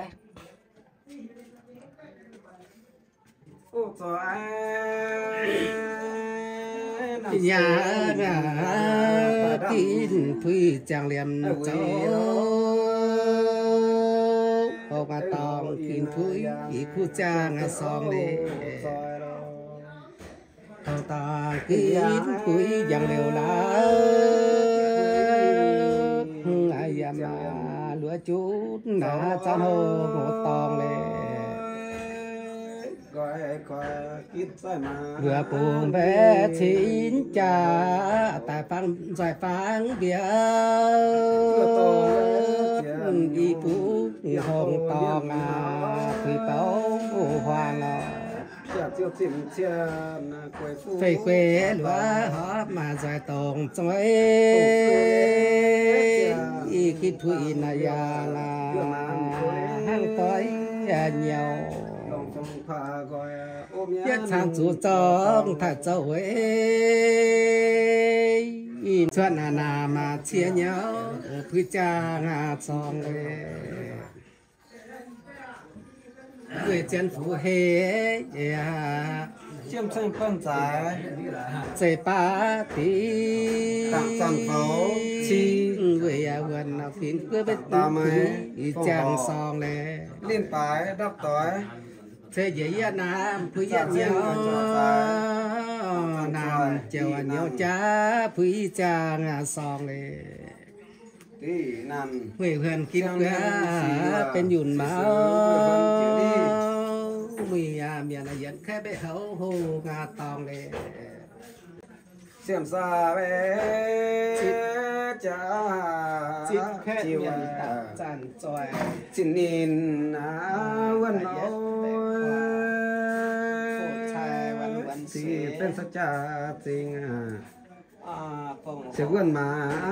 โนนิน จริง phòng tòng các chị in yang cái phòng lo chiều chàng liềm mà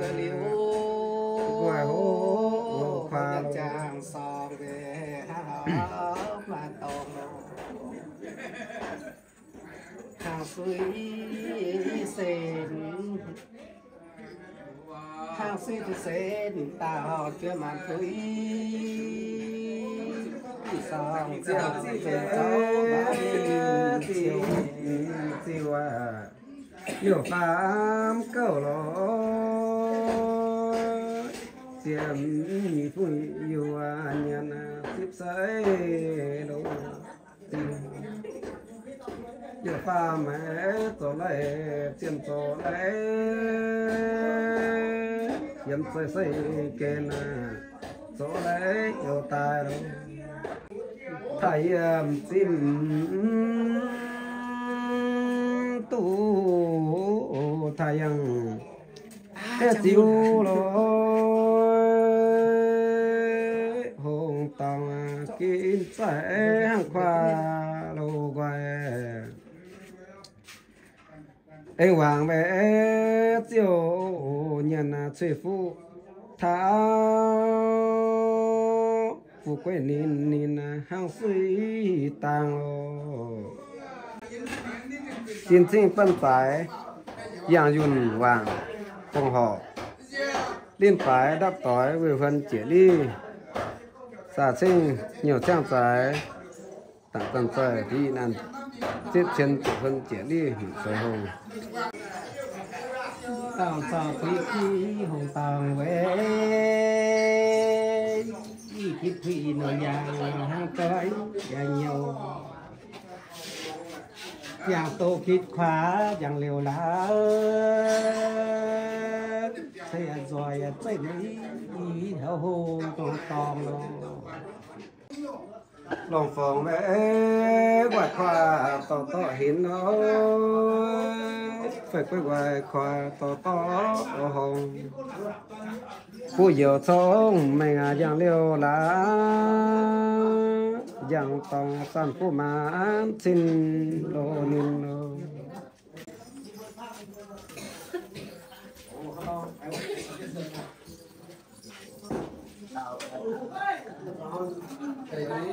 có tiền nó kê tôi có thằng này làm thế chia bố nào với tao có đẹp à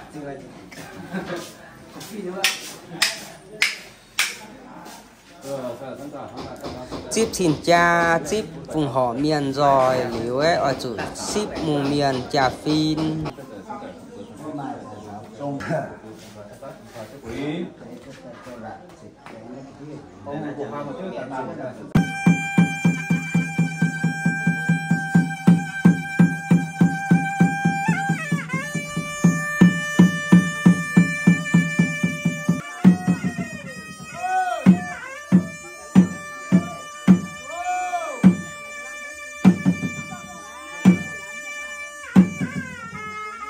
nóm chàng hổ này lùng đom xỉa tim diệp phếu hoài diệp hà y chín linh nhị diệp phếu hàng biểu chiêu chín cha vùng họ miền dầu miền khe miền lồm dòi nhà lùng đom ồ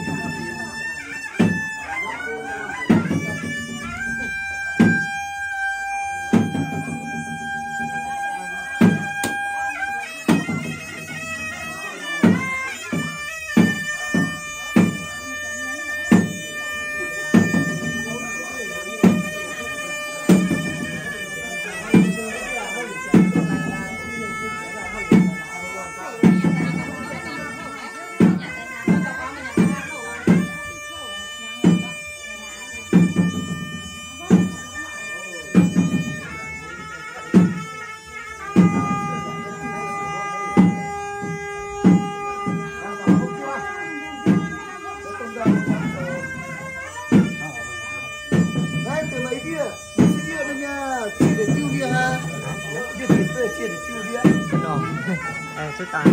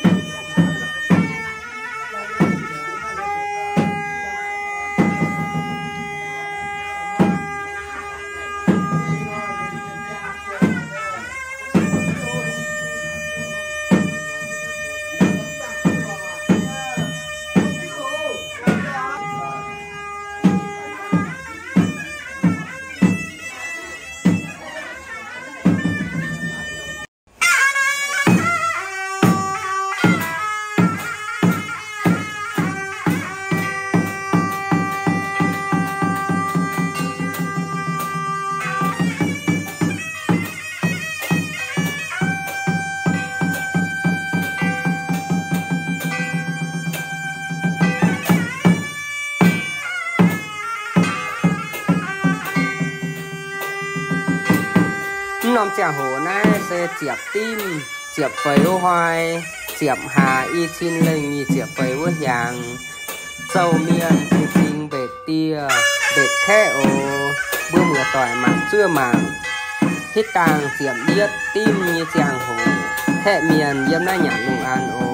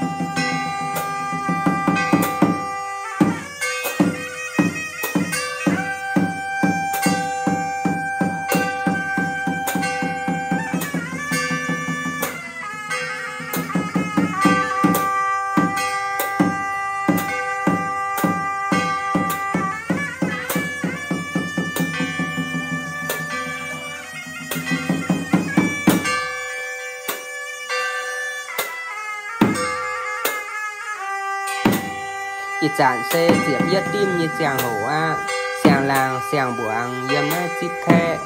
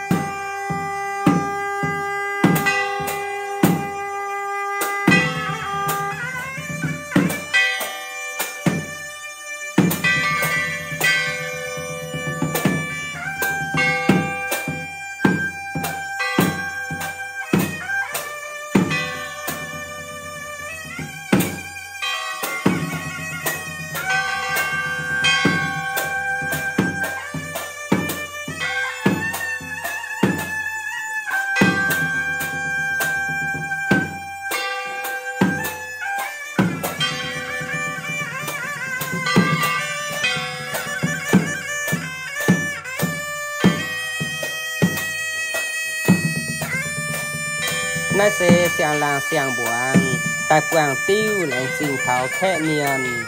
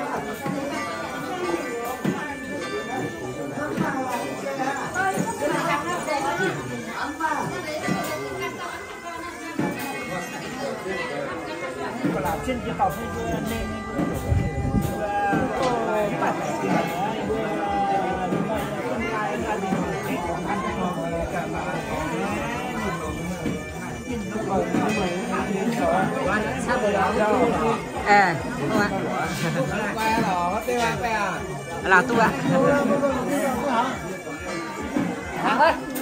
có nhà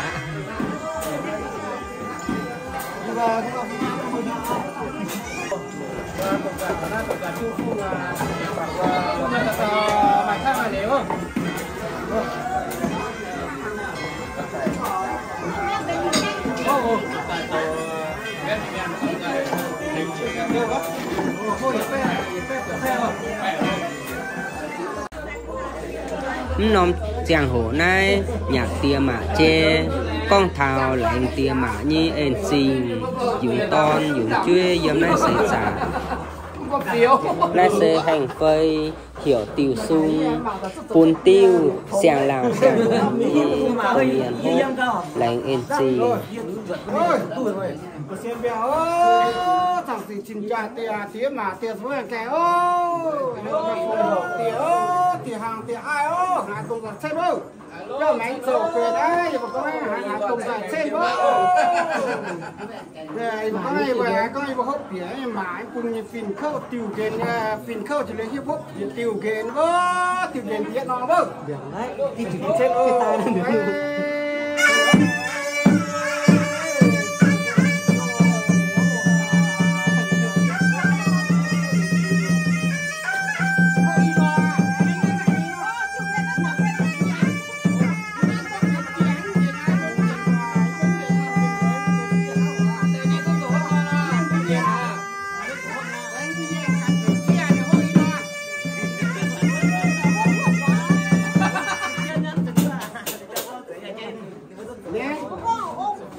ta làm bao giờ thì xá vậy tía mà tía thôi cái làm cha làm một chiếc ô là nhiều tía thì có nhiều buổi có những điều bảo phải mà cùng nhà vừa sót tía vừa sót gì sót cái còn nằm tay nó phình khâu thì nếu như vừa hốt để điều cái này vừa tạo sót trên này tầm mà cảm ơn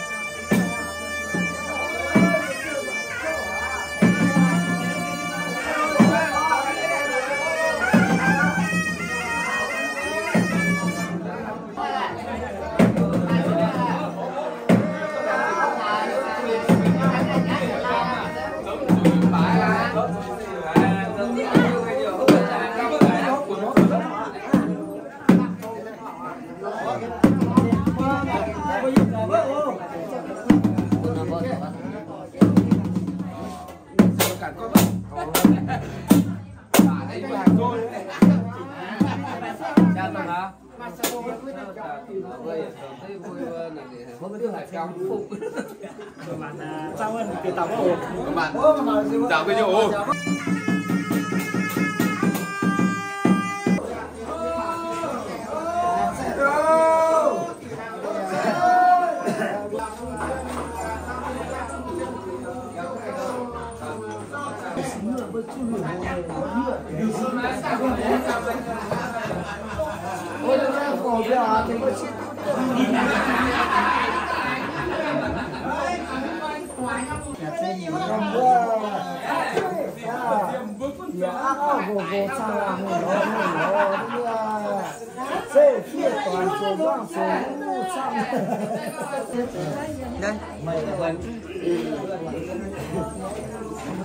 là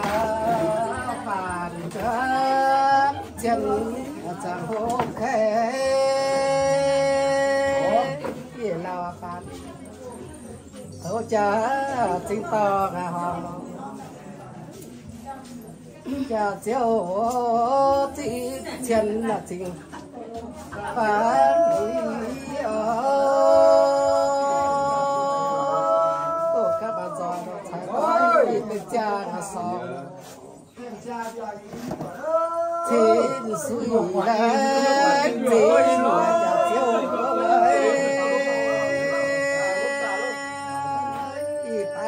tâm sẽ là lo chỉ ngang tia chớ nhà nó nhà tia và tao thằng máu chớ cứ ai em đưa chú chẳng tia lô lan khá mong về lúa chân bên tài hồ cha rồi tài hồ cha kiếp cắp cha ra song đi thiên sĩ anh chính sĩ màu vàng chiếu cha cha bé chỉ một cha bé ta chiếu lo thế nổi yuan tạm tiêu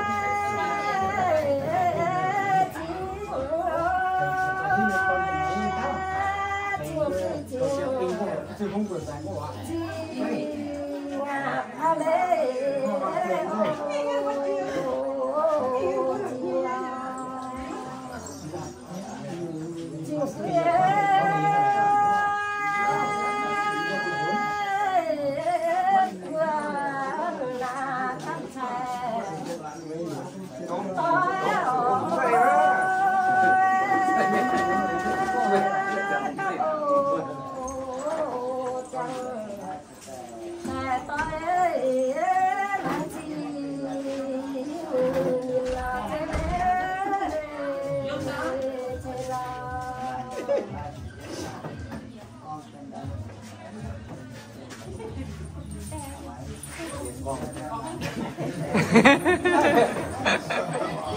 con ôi đây con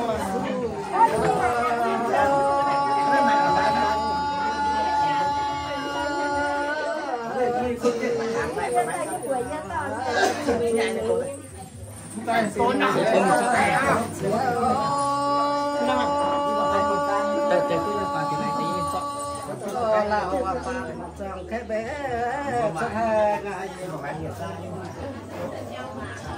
là phàm bé chân là hay nhung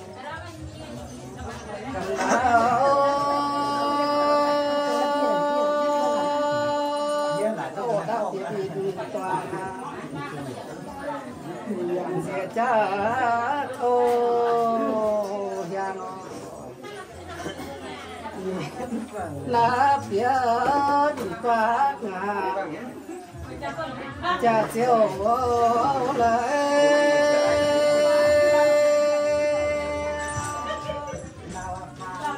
cái bé háo thì và cha phải màn bé ta thương liều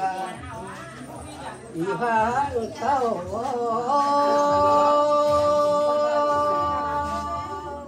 man man chia na hậu ta chia lên chỉ là chia to thì mà giá chia ít cha cha mà chín nó cha về cha chia nó cha nó phải phô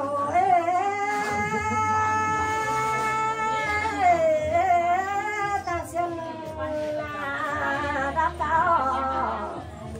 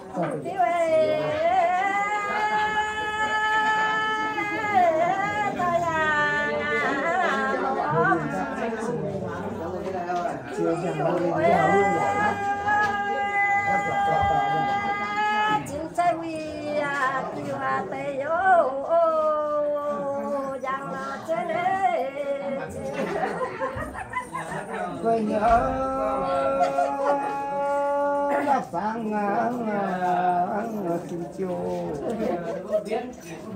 với thầy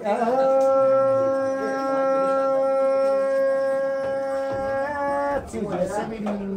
là sông chẳng lãng mình chỉ phải ta sẽ ra lại chia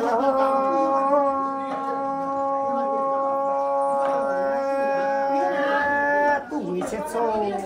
là mày là sẽ sâu lại gì nó thế đi đó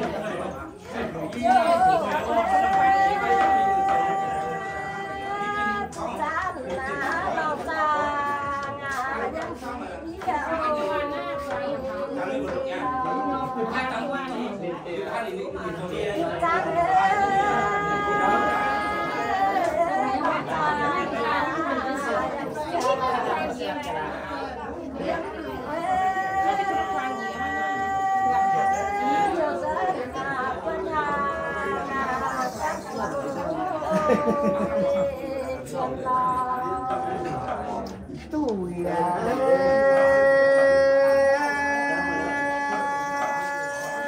xong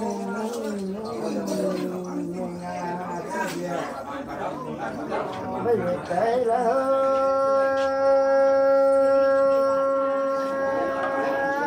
sống hàng xe tô nhà là xe kia tôi là win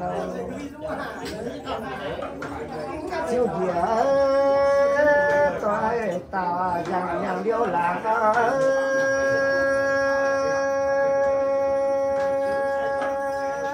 thoát san xe bên phi oai lý ô phim nó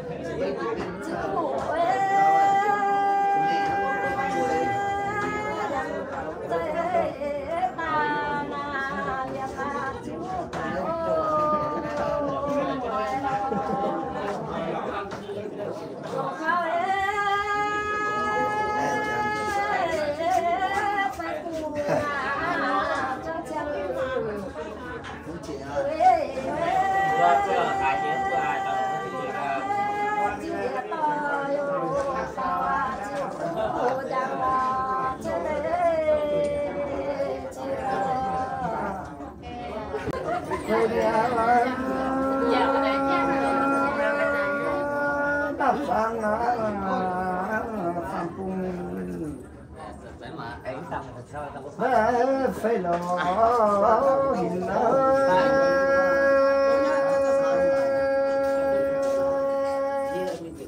chiều chiều sẽ tôi ta giang lãng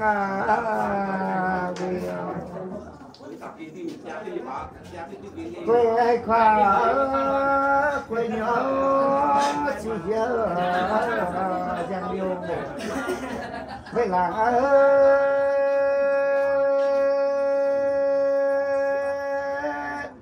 sẽ tô như là sẽ dễ ô toài nó sẽ đi hông lô toài tao chẳng là không ổn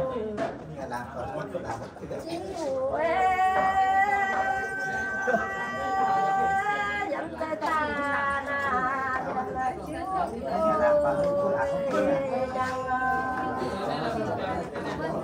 ta siêu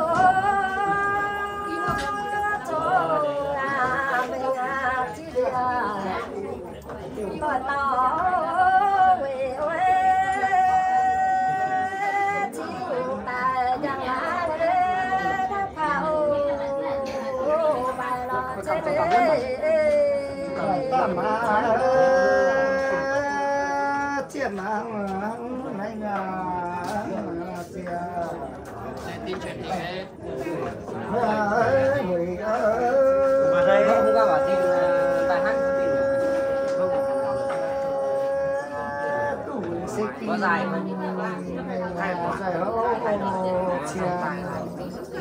20 30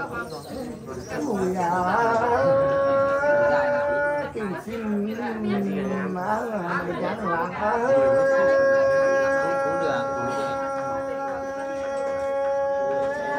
ban nào sẽ phê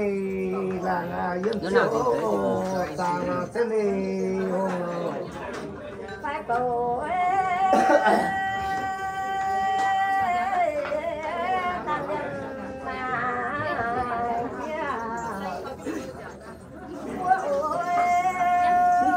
muốn kêu mới còn chơi cho uống kêu mấy chính ra tiêu quả đấy cơ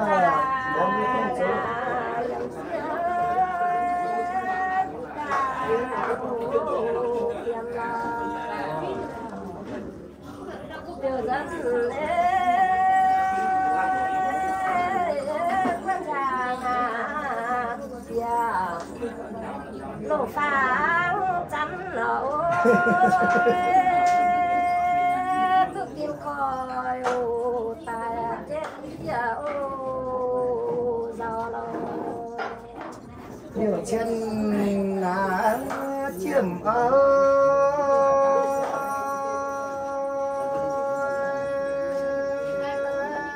điều tôi sẽ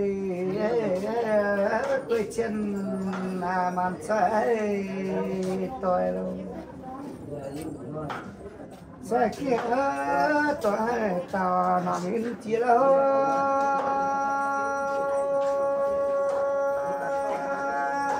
mà ta sẽ tao sẽ ô tiền ở trên đây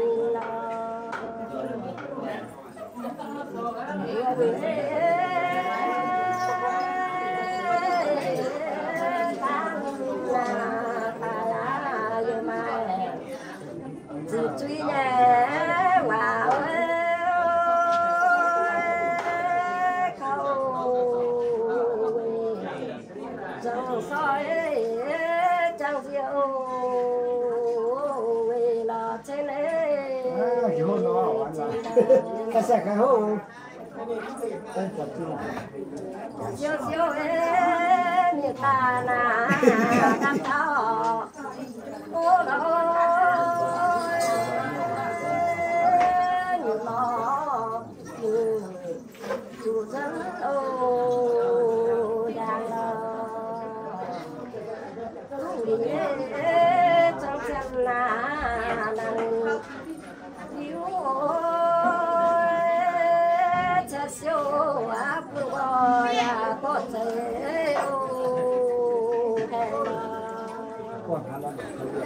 nó mới thì cái chân là chiều hết vô một phải à thì trong hồ cái chân nằm ở trong hồ con sẽ cái này hang này không mất tiêu à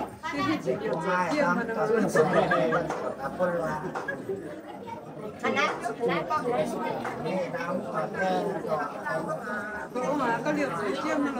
cái ba sẽ xào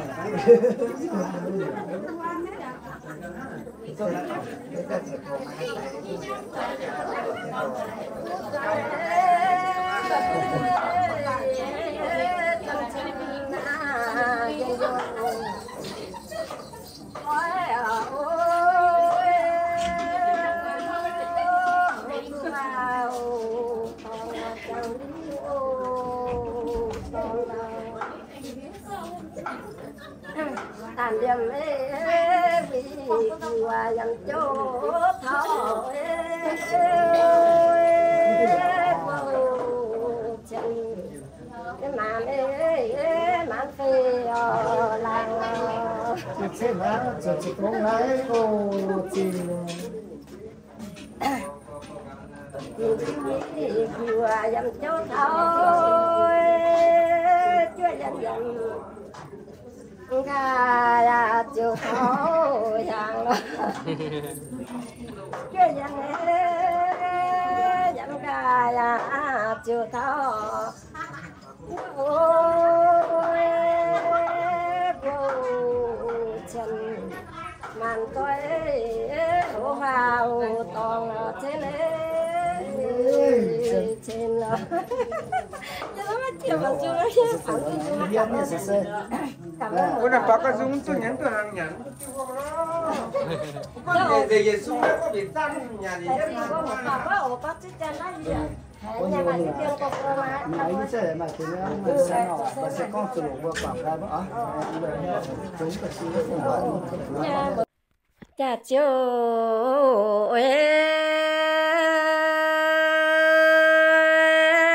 chiếc chân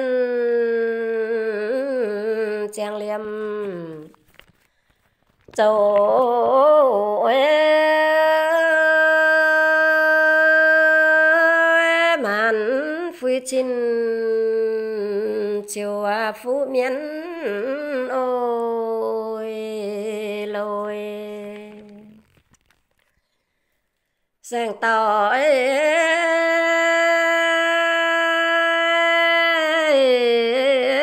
sẽ phải mong lâu chắn ôi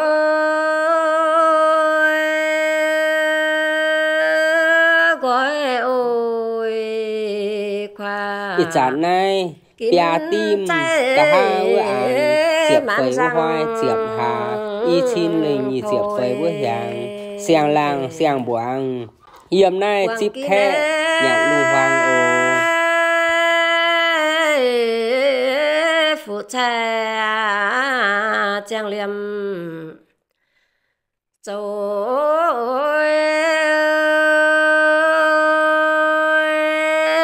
on cha quê sẽ phiêu chun keng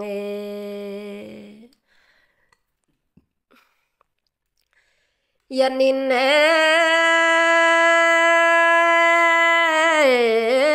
chẳng ta mãn in khi ôi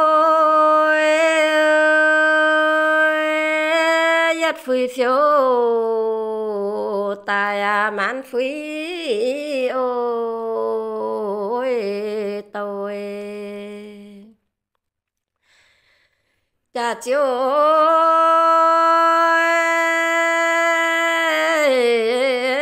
chip chân chinh choáng khe ôi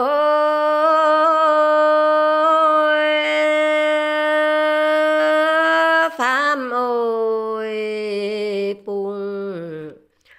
phê lối giá phang quang giá choáng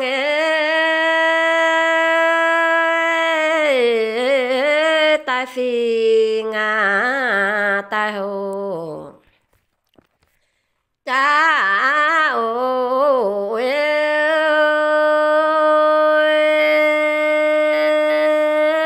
tai ôi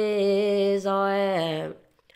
phiền sông ấy hậu hoa tòng ấy quang lý ấy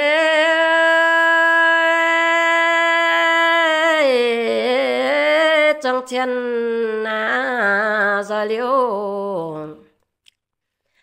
ấy ôi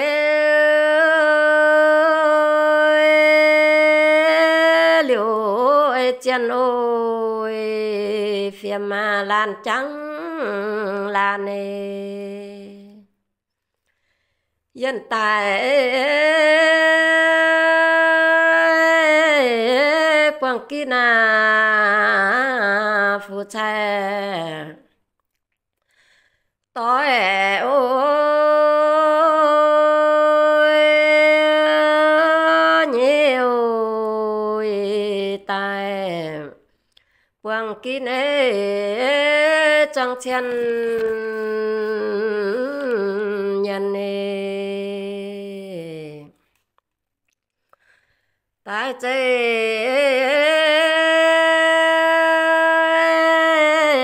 mà phi chịu tháo của ôi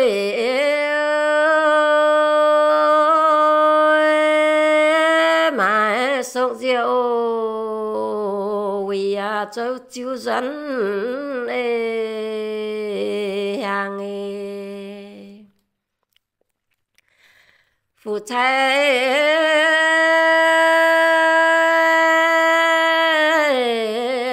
on cha ya chẳng cháu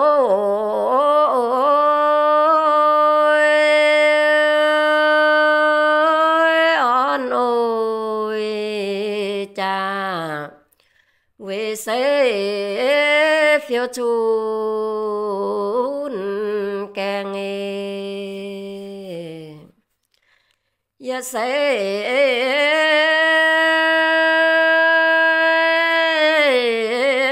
phiêu yuna quen yo cháu ôi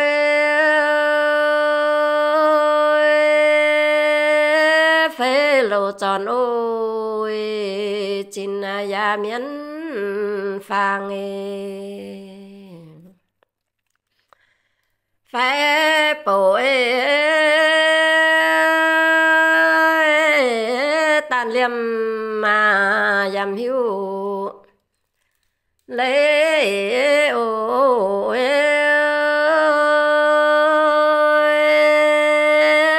cho chan phong ô quỳ quỳ quê quê bầu khoa lô tu kín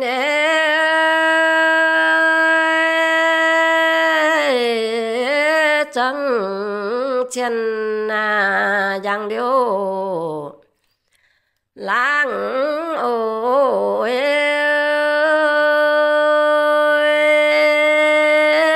liềm phiềm cho chan ấy phong châm khoa lô chia to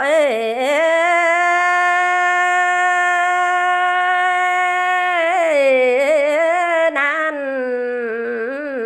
về phiêu khoa hong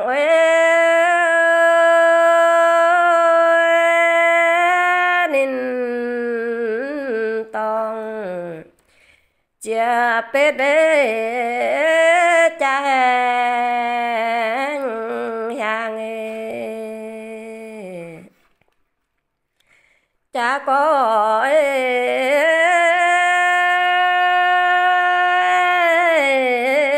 hôm qua màn có chắn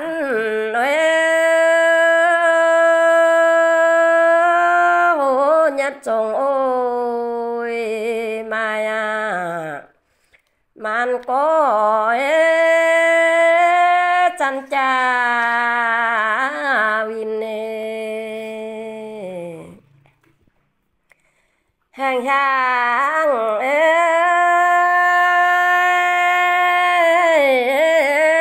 chất cha phiêu nhân say ôi chín màn yêu giàu hái bầu hoàng chơi mùi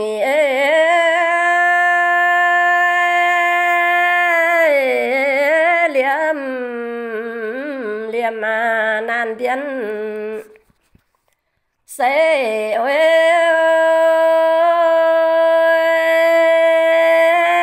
chấm nhặt theo gọi có chạy vin nan về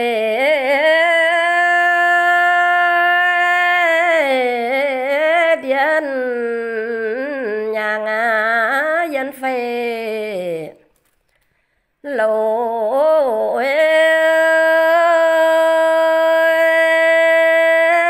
cho chan phong ôi bùi dân lâu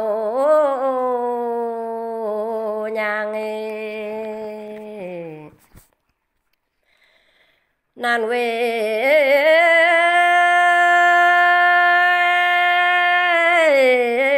cái lòng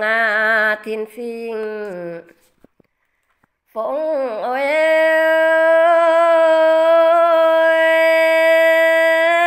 tại khi lòng ôi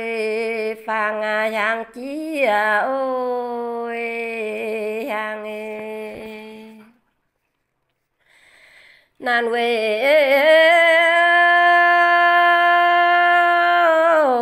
mũi miền phúng chân thảo ơi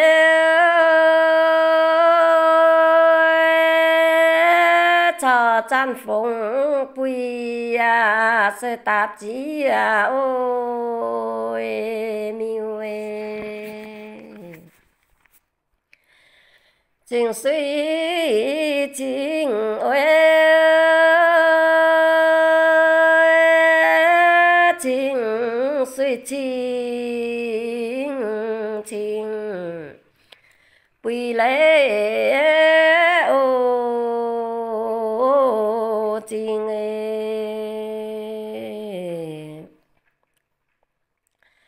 phải bùi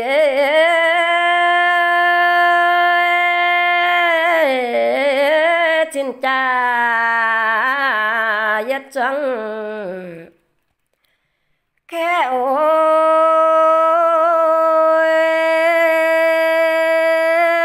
chín ôi cha quê chỗ trong em chi nghe tôi siêu chẳng ôi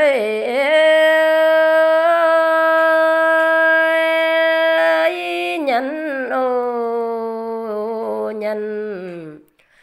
tôi siêu ba tôi ô tao lâu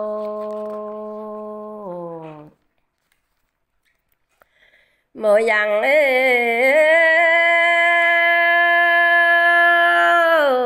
diệu tôi cùng tim mẹ cháu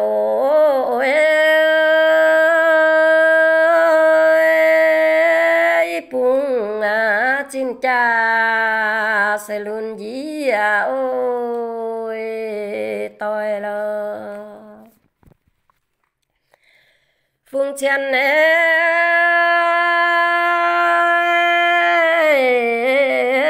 thao to dân vô trời ơi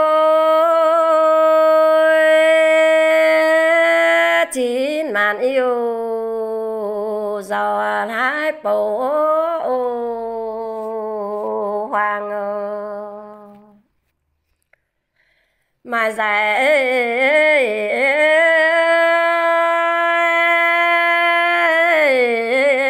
chính thấu Hoàng Vinh nói ôi mẫu giải hậu chân luôn thấu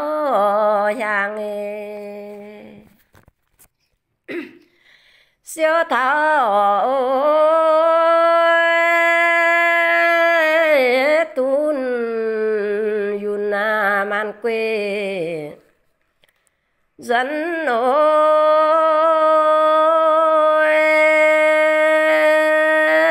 tun yun thảo man vi hàng đồ sáng phan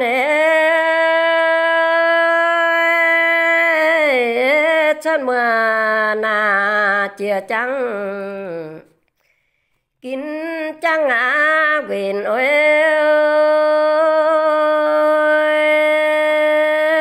chia mà chia chài quy trắng ôi khoa lô phép bội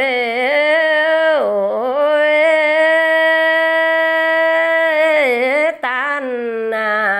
liềm chào siêu thảo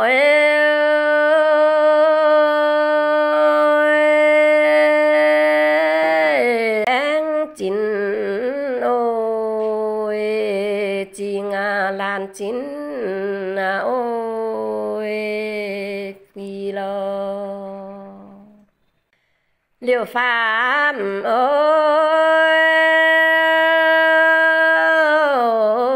mũi nhàng thông tin lẽ ôi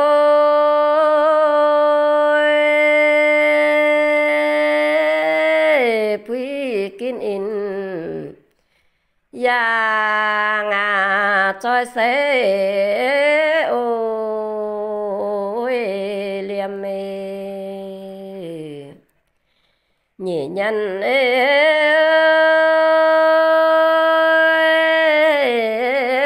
khao liu chín nhân trắng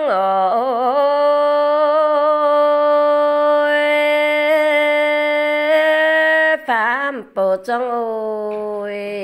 nhân tài thế ô chăm mê yên tài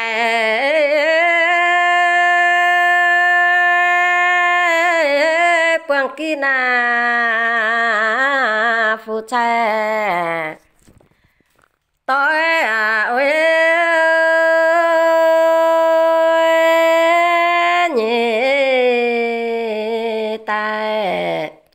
quang kín trăng chân nhân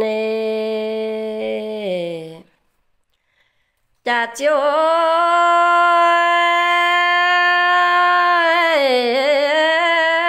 chim chân quyền yêu châu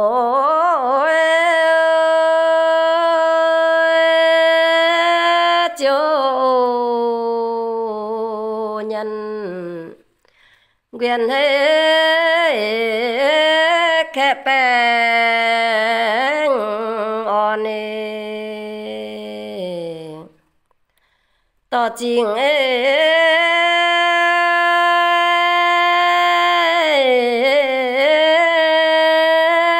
chiều nhân mãi phiêm mãi ôi phiếu búa thọ tan ôi liềm nhà chỗ hẹn lô châu thọ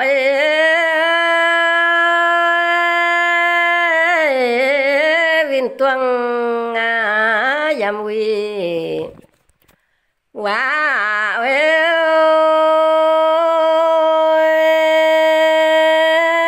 yam mô mai trắng tuổi khu nghìn ôiวันtàn liệm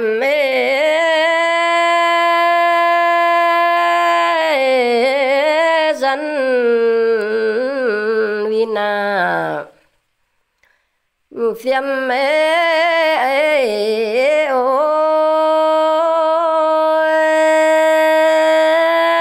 piu tu nhàn ôi chín thọ siêu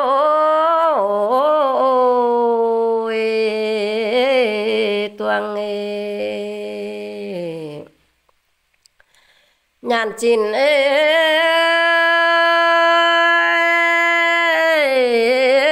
tu kêu miu tu lén ôi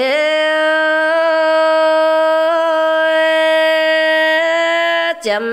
trong en ô chính chúa trong ôi nè tàn liệm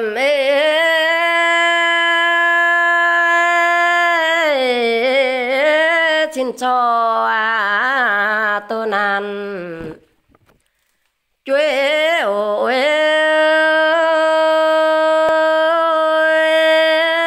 yam tu tô sâu pio win yam tu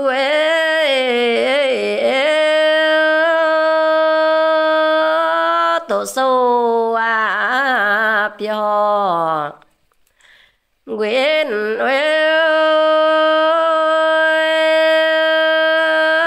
tao lấy mồ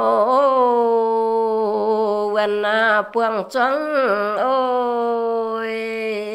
chân nè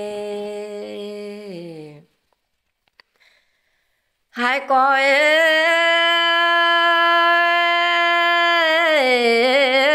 phiên xe ngã trong mình ngõ mong ôi bong chỗ thiếp nghìn ôวันbong tuổi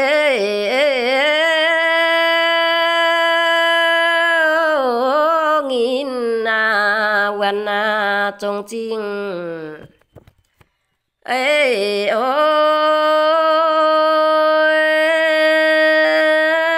จงโอ้ยจริงquê chấm mang tang sẽ nín lo quang kín liu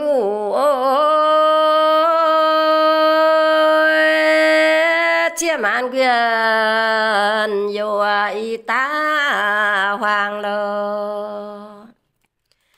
yết choang chân nhân quyền trói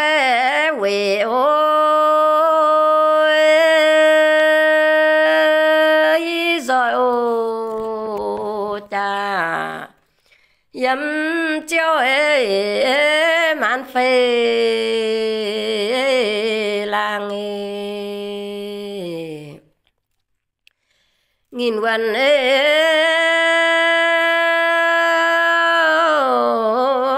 gì mà chú truy wow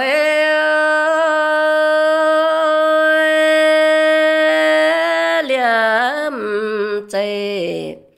mà chẳng thô bề ôi hiểu lo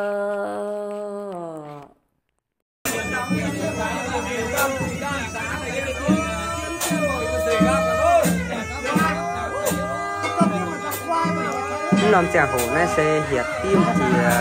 diệp quầy với mượn diệp hà y chín linh như diệp quầy với hàng nó sẽ tạp tòng anh bài dâm nay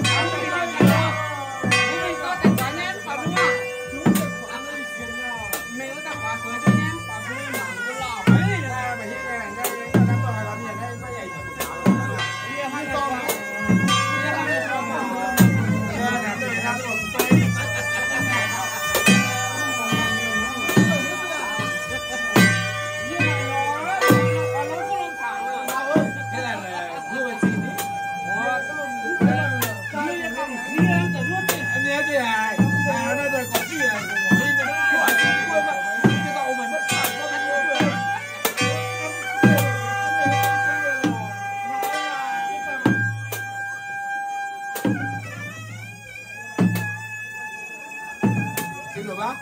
Không phải sao bác. Nhà bạn đi lên dưới cầm tiền nhau. Tiền không bỏ. Tôi đâu là không gì hết chưa cầm tiền đâu mày. Mày không có loạt tiền đến to. Nhà này còn không bán có cầm tiền hả? Nhớ tôi nhớ mày. Mày nó không này không được cái cũng như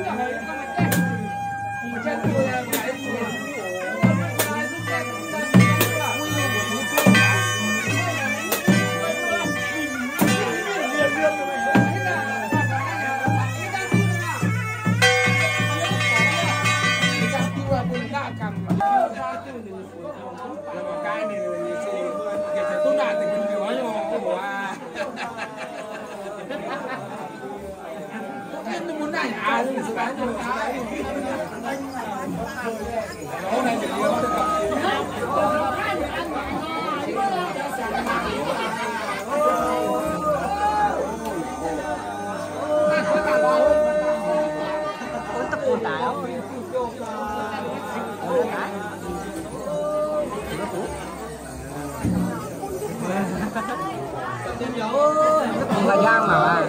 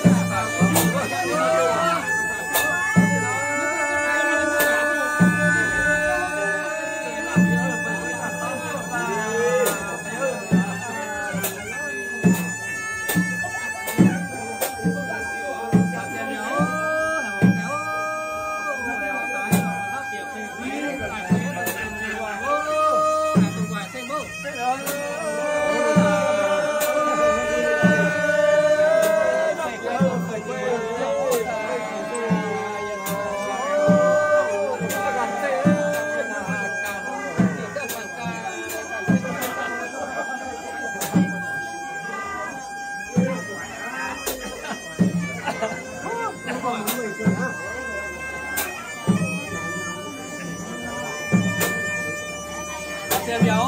hải bóng kéo hải bóng tái và bắp thịt với tạp tế và thịt nuôi bắp thịt từ miếng đến chồng đến cuốn đến cuốn tại ôi cái tàu to cái tàu tiêu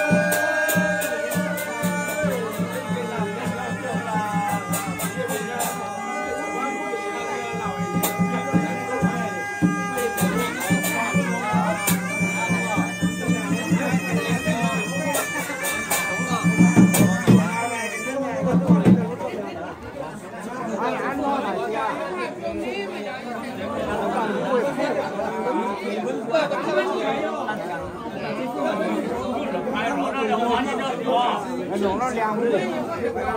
Ủa là nó quan đau bao lọ.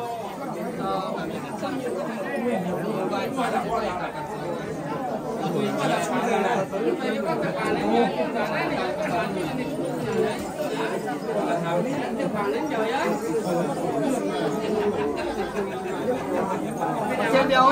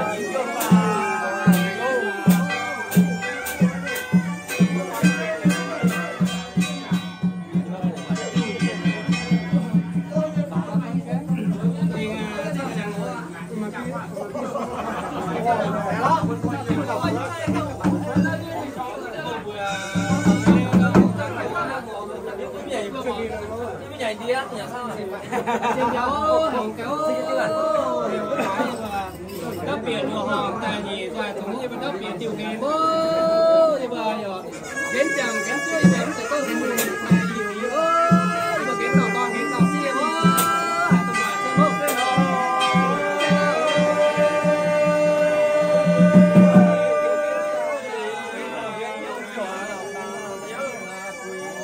giờ các mình cần tiểu cái tiêu dẹp ra đấy xỉ ra đấy nha tao nói việc kẻ kẻ rồi kẻ tôi đang gì à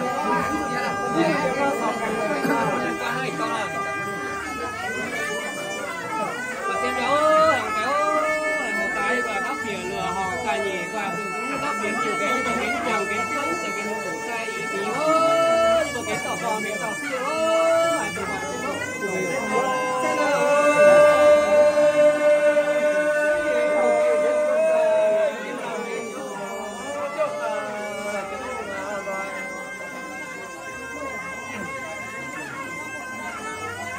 xem béo kéo một cái và bác biển lừa họ tạc vào tiểu số cái gì đó và tổng tài hải tổng tài xếp không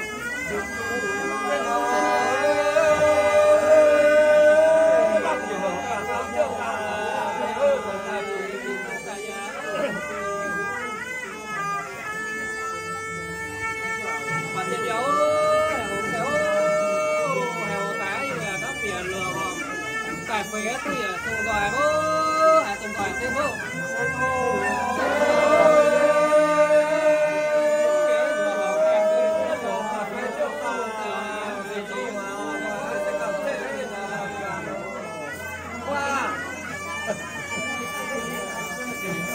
và tiền dấu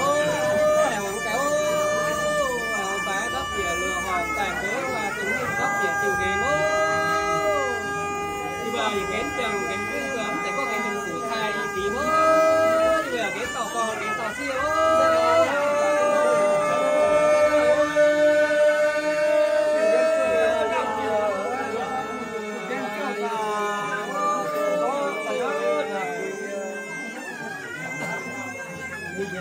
và tiền dấu hẻo kéo hẻo cái lừa đắp dìa lừa hòn tại phế và từng đắp dìa chiều ghế nhưng mà cái trường cái cứ sẽ có cái đường phủ thay phí bố thì bây giờ cái tàu con cái tàu siêu anh mà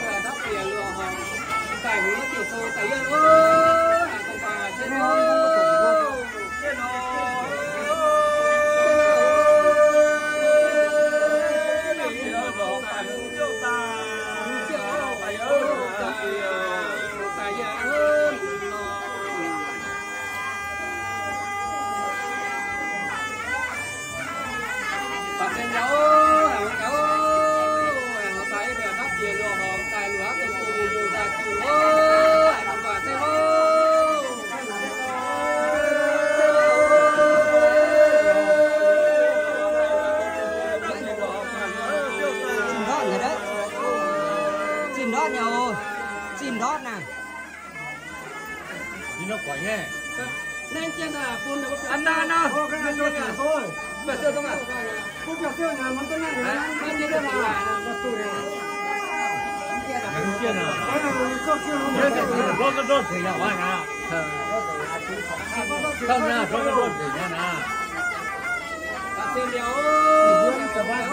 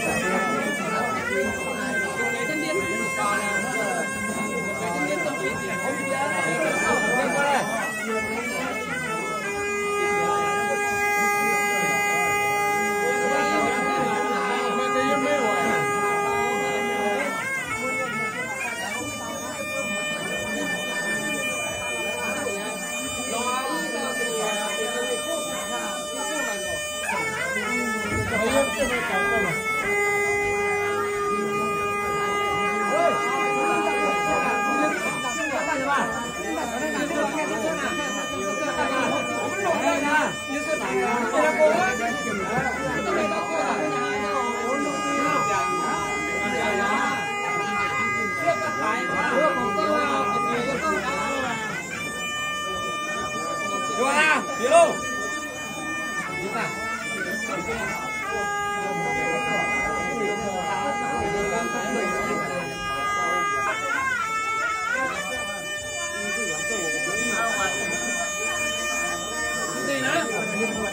trả lấy mà cầm cái này bị đặt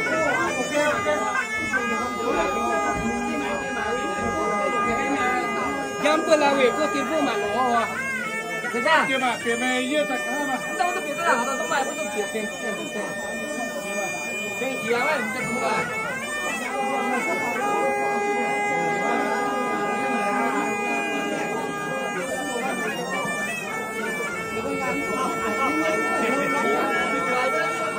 chưa phân đâu.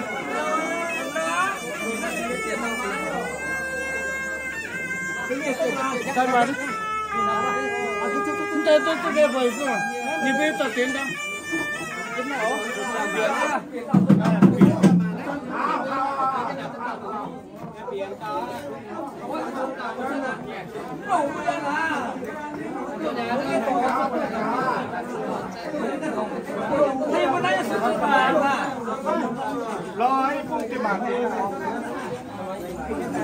mà đấy đi chân muốn chân chỉ có sạch tiền đấy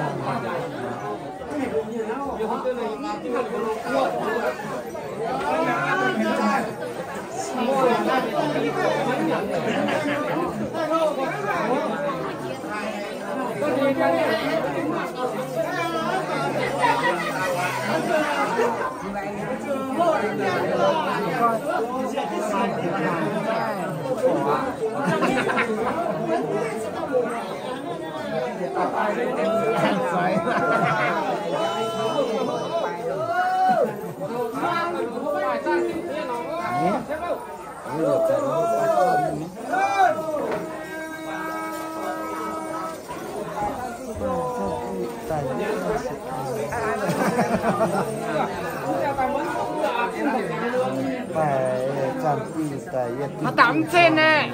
là chuối chát tiêu gì Esa tự nhiên chửi cái điều đó to. Có con là phải một người trong con rồi. Con đi được đâu. Hai đứa rồi.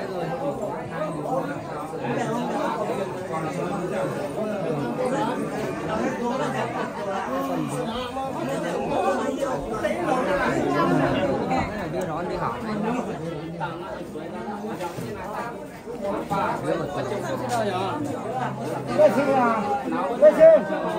Bác sĩ rồi. Con này không có tiếng không? không trả tiền em mình nhả ha không nhá nhá chúng quảng kia của nó ý nó tập trung nha nó bị quảng phải nó tập trung nha mà nhá em bị vâng nhá nhá vâng nhưng nghe là tầm khu lỗ tới vâng để em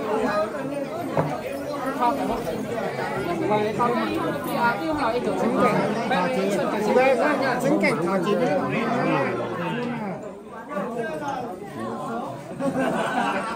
phải hôm vừa qua là họ ở đây máy này nó tuôn cho mình suối nữa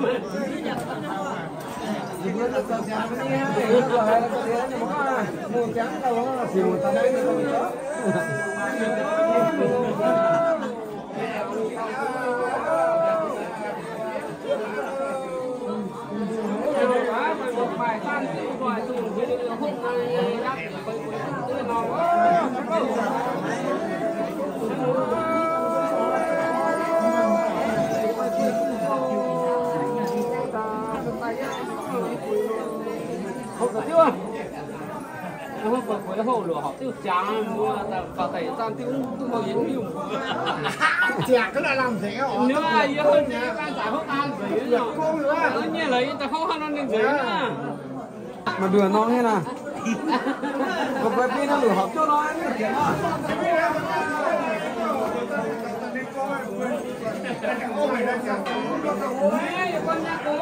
con nhắc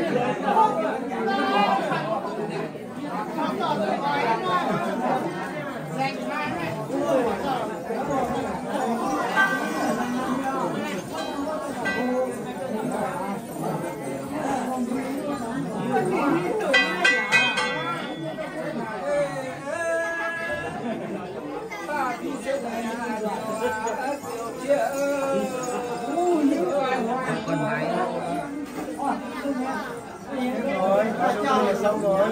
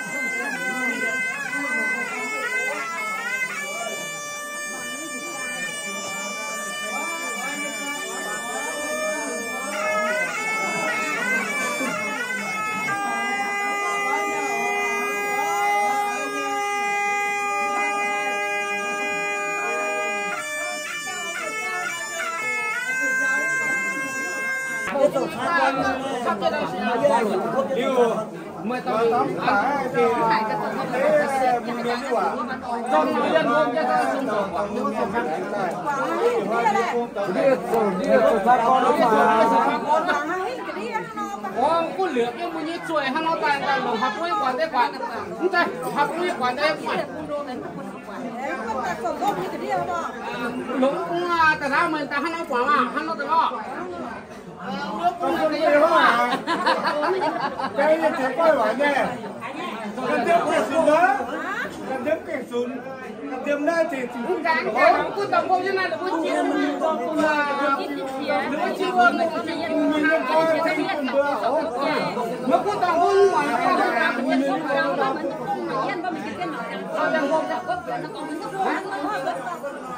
ăn phở quê đó thì mày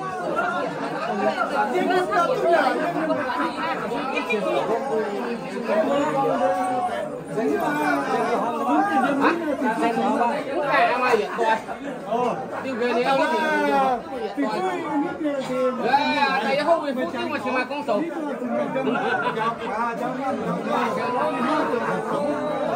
chỉ dòng con tiêu đến tòa chuồn chỉ được hôm đó thì nghe được học tiêu tế nó bố xem bố xem đúng được học tiêu châu tại dân bùi bà xuyên ơi chỉ chẳng toàn xuống này hổ ta bây giờ tiêu đến tòa chuồn chỉ được đáp được học tiêu xuống rồi bố xem bố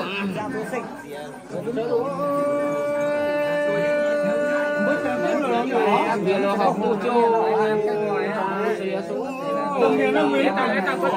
có trắng rồi nhá anh có hiện chẳng bác sĩ nó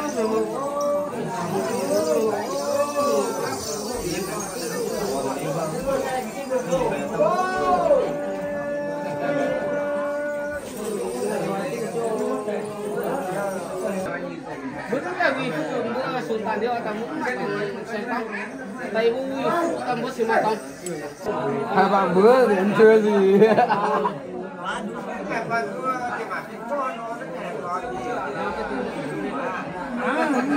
đây là kia này cái này chị ba lấy hàng cái này chị tới nhúng thảo hôm nay cái này là chị có xin không mà không mà thì không thể mấy tiêu mình nè mà không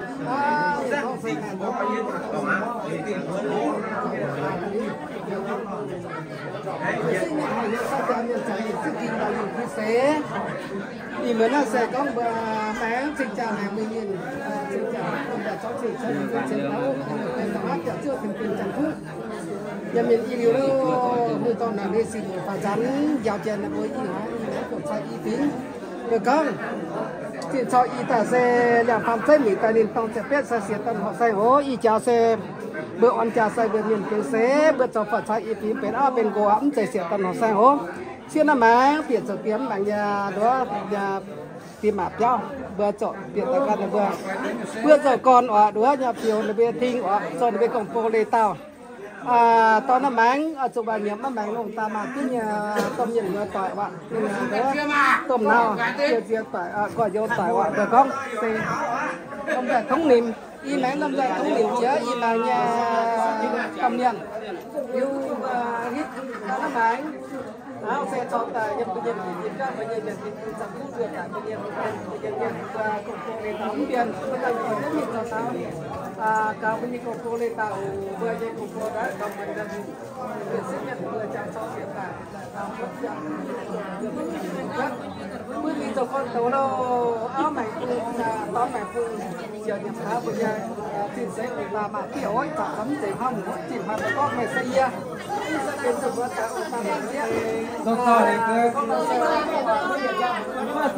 bữa ra có à phát tâm à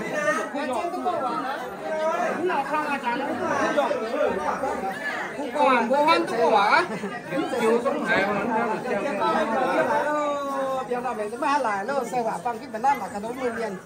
mà hình ý kiến của sông ạ không sai ý kiến của họ về bằng cái chuyện phải on một mình như câu à cha thì tao phụ mẹ con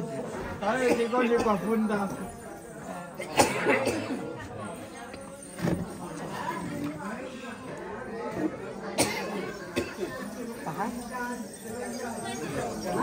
tổng nó thẳng ra mạng nó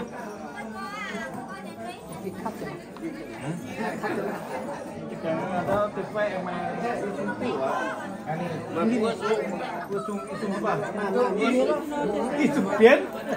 ít sụp biến mà ta cho bảo hiện khen hình trang xe plan tập tuổi ạ hiện tại giờ tôi này không à tiếp trong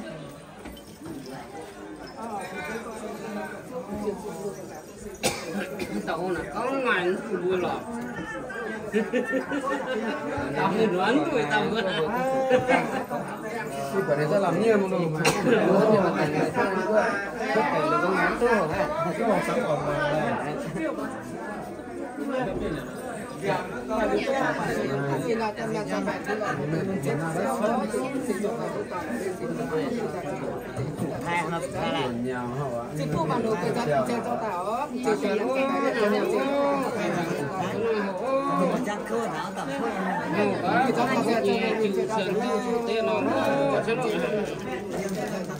cái tổ theo nó có chắc là tiếng giả đấy rồi nó đi cao điểm qua từ cái là gì à và xe nó chỉ cần con số năm các cái chung xe nó chỉ là không qua không là đâu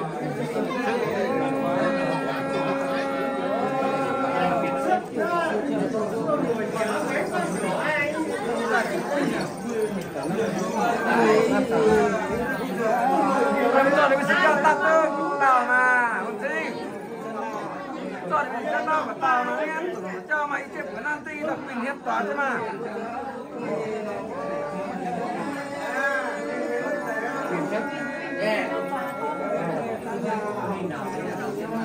Về lại rồi đó, anh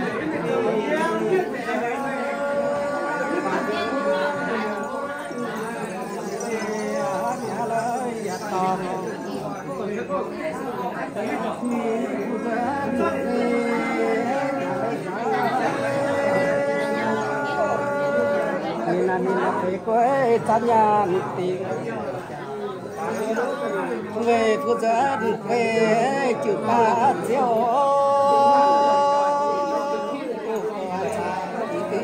phụ gia là giàu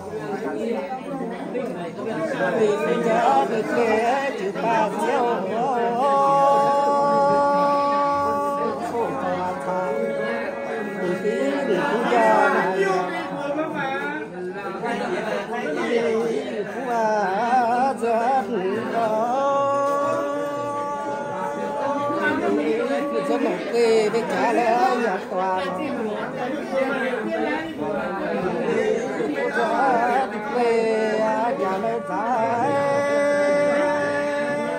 từ nhà trái từ nhà này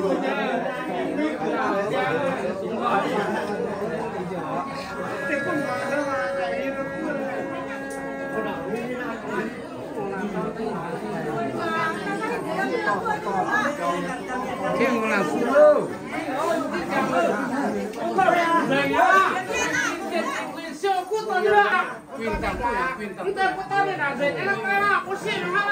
có thể chọn quyền đấy.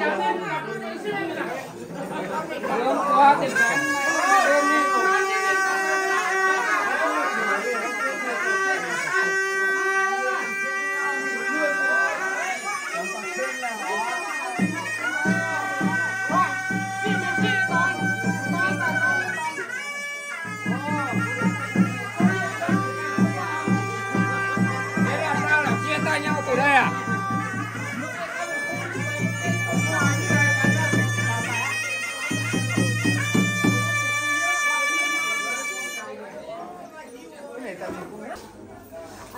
Nóm chàng hổ na lùng đom trụ tim như chàng hổ chiếm mưa đom chiếm hà y xin linh như chiếm phơi với hàng xiang miền đã mưa tài bún tôm miền tiềm mà chỉnh suy mù miền cho chế lồm xoài xin trà khẽ cho chế khẽ miền nó hải rào hiên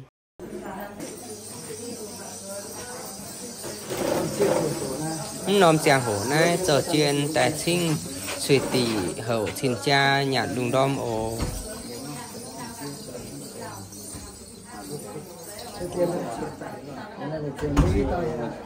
Tại nó đi tại nó là cái Vừa nó đi nó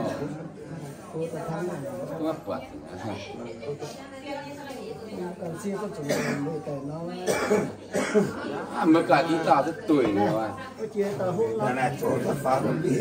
ô lần là chủ hôm nếu không một là tôi đấy mình là chủ hôm đi có chủ hôm à tao hôm nó rất tuổi tao hôm đó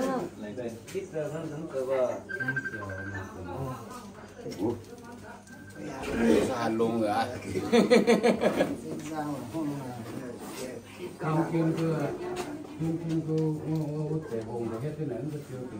không giờ hết rồi. Đấy. Cái hiện này này.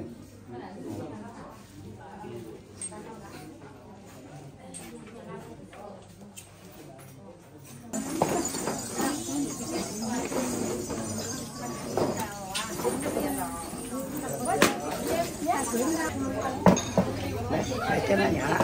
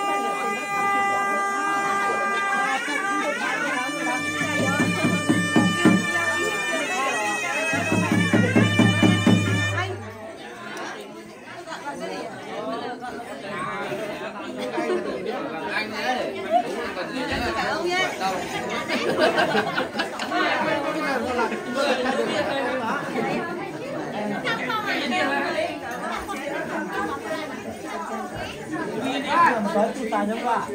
Có. Cái bài nha.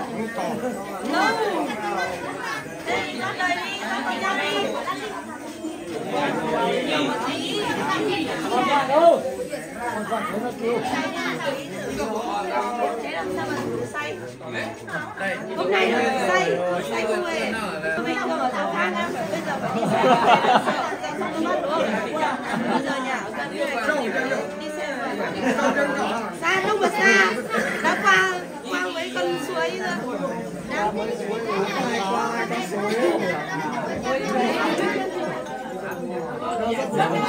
Ba con suối. Tôi biết đâu. Vào đây anh.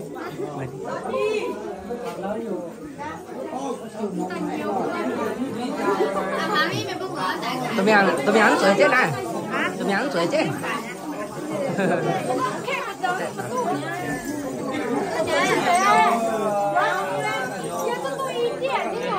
Quý chẳng hồ là thế. Đấy nha.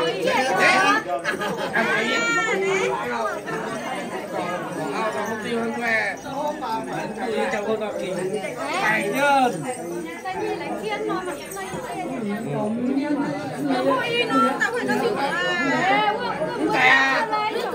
Mà cho nó sẽ là ngon mà chúng ta giờ chúng ta không. Đấy, kiểu mưa mà phải không đâu. Bố họ nó đẩy tôi non nè. Tại vì ông nói kiểu như mưa hơn mặt phải như mưa à. Anh nhớ tôi sẽ lại mà.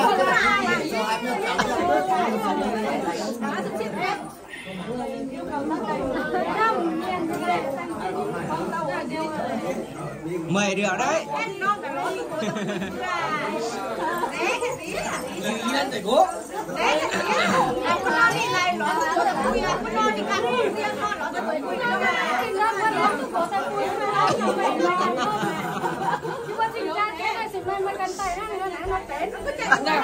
Ngay cho bỏ. Tầm hôi tại vì hôi. Hôi nó vừa nó vừa chúng ta. Anh nó lấy nó. Nó lấy cái gió y non đi. Y non cho hôi mà hôi lấy tay cần hôi cần mà cả ha. Đúng rồi đâu. Cái gì trong hộp chứ? Tại em luôn cho con mà chỉ hôi y non nhờ. Để tá nó thì chuẩn nè. Bạn tôi bị tanh à. Ta mới được một cái cơ bò từ nào. Ít chán này sang làng ta chia in sang buang ta chia trà có se sang làng sang buang chia in trà hồ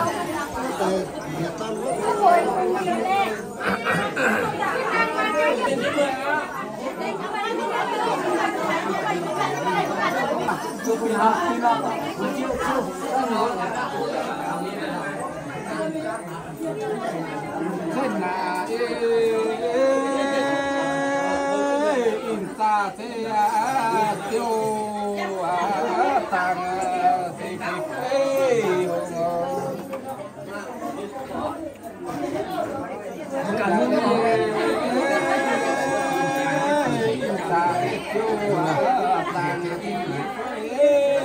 tôi sẽ chỉ in tôi chỉ trả đấy có làm một cái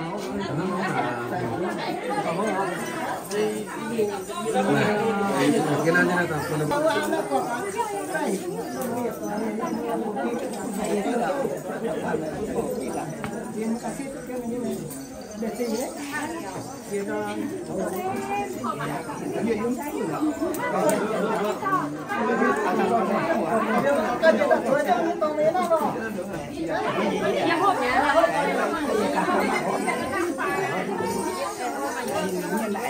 này tên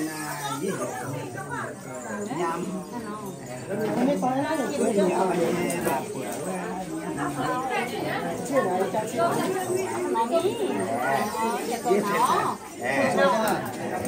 Thầy thuốc hoa không học vậy không hả?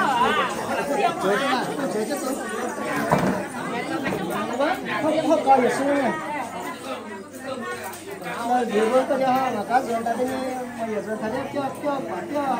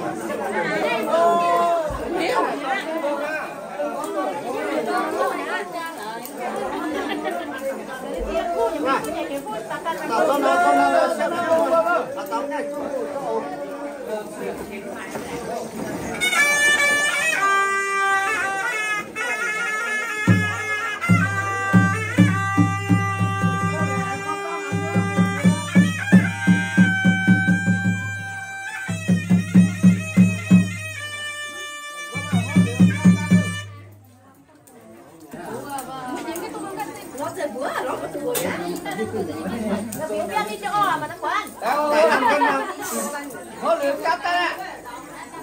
cái con nè tăng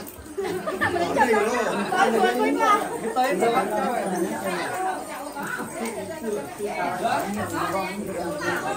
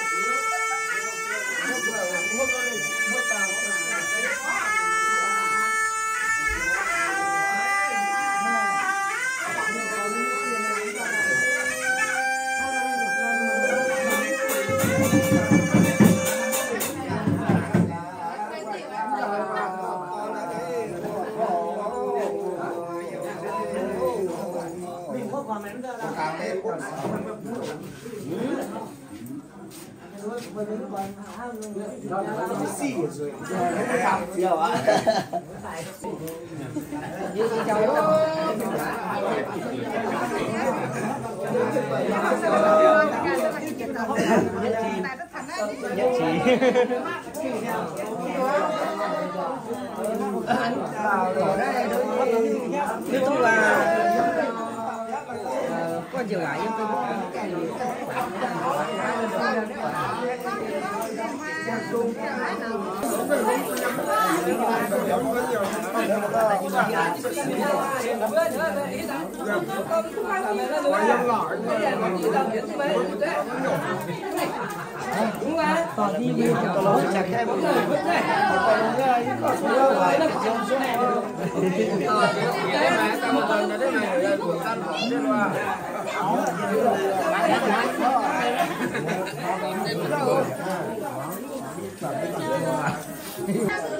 một tỏi có mà đẹp quá bạn.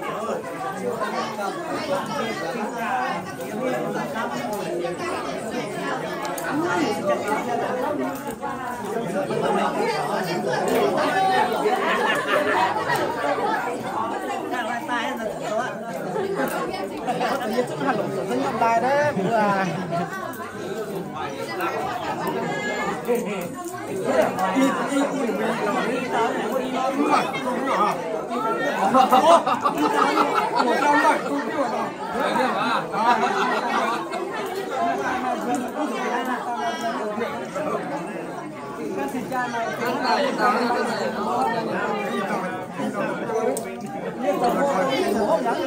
mày mày chưa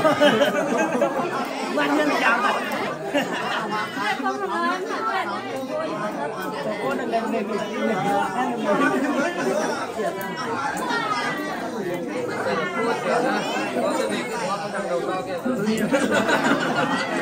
đây có là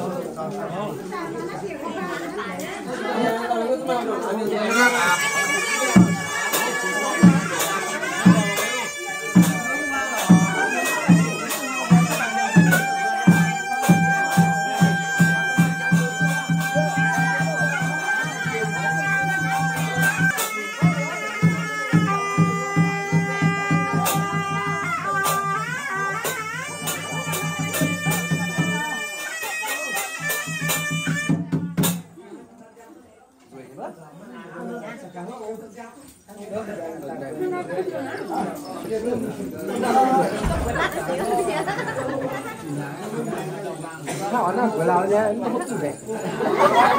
nhưng thôi tao cố tình trả cũng không thể cũng đang không cảm thấy biết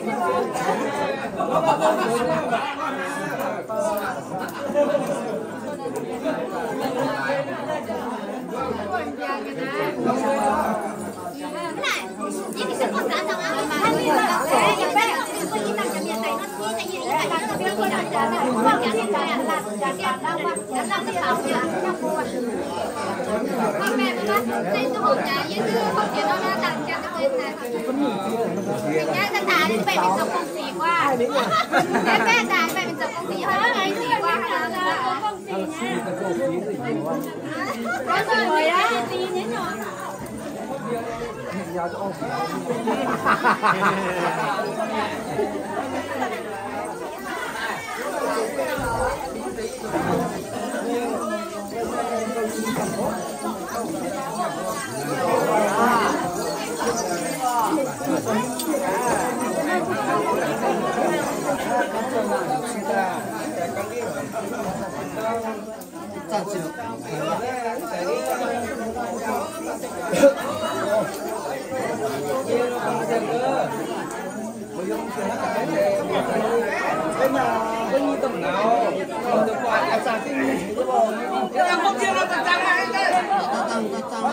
có là chỉ khi mà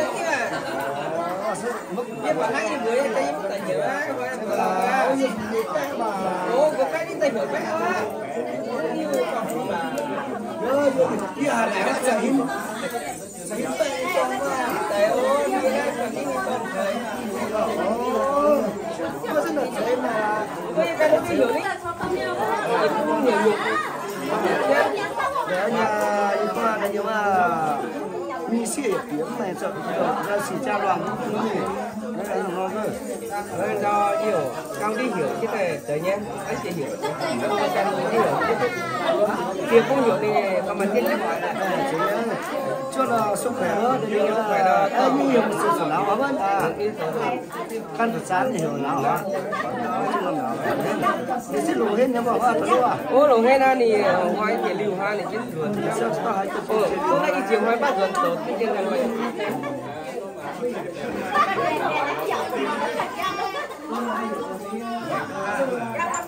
ơi mình tua chúng tôi sẽ phải yên mà lại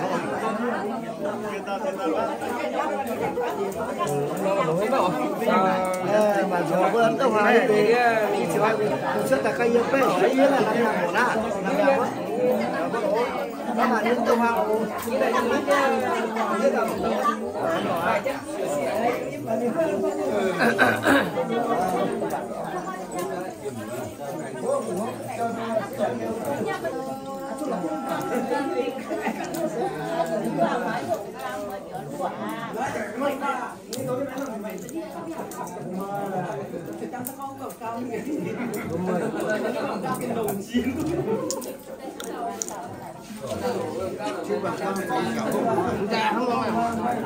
chưa tới nhiên nha. Ủa, tại mời thấy như thế, sao thấy như thế có hàng trên, tuổi thế có ai nhỉ? Đưa thế mày lấy nó mình ra. Không, mình xin nhà mình đảo rồi. Không có mà tăng như thế có ai tiền cô này sơ như thế có hàng à? Giờ tay nó chia rồi. Nhưng mà ông ai chặt trao tay thôi. Rồi ai mà thuận đấy.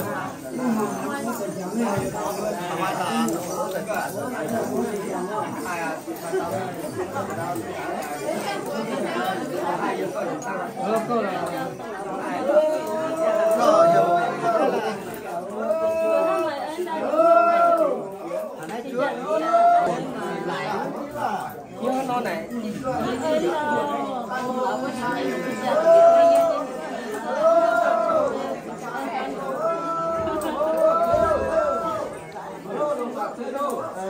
giờ nay tôi nhớ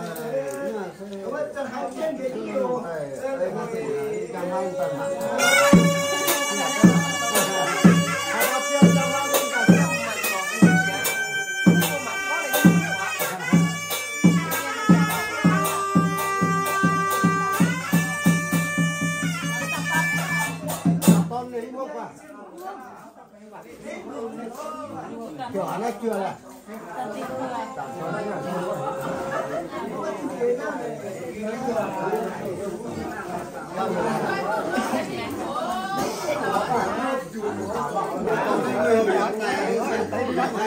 thế này bữa mình giờ thì chắc nó tất cả những chuyện là phải ra trường thấy là khen gần cho bây giờ sung ra trường ơ xe ơ nó cần phải tự do thế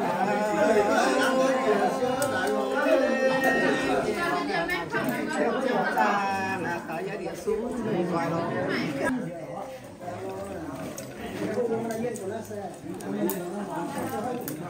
chẳng biết tiêu à chào xíu phải xem qua nếu phải xem được có thể nói chuyện tư phật mà dần thật cho tay bực kẹp lại bây giờ cần bộ nguyên liệu trong phương đi ơ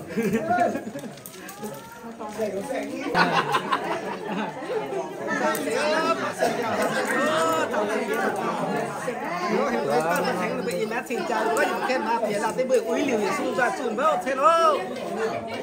thế là cái gì đâu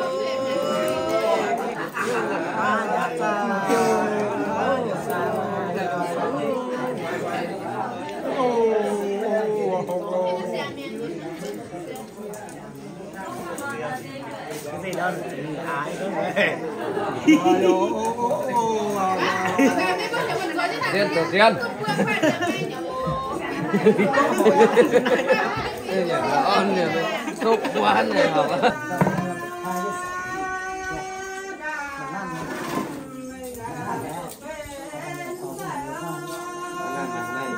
mài nữa là để tôi qua cho mài mài bên tủ rồi khám mà tỏ siêu tình cha nát cỏ pia đi sao đi siêu quê siêu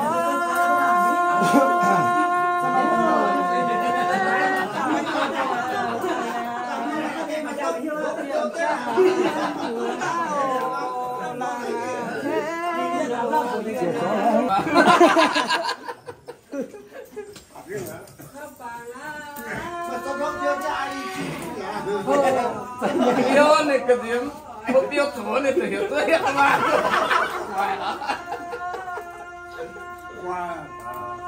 không ăn quả đó là việc phải quay tay cái giấy báo dù sao tôi tập bao nhiêu hết tôi quản này con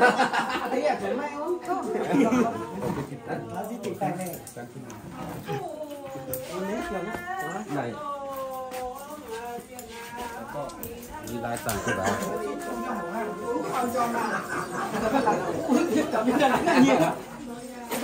ibu mình một quá phải hai số mình có mới giàu rồi yên được xuống có mới giàu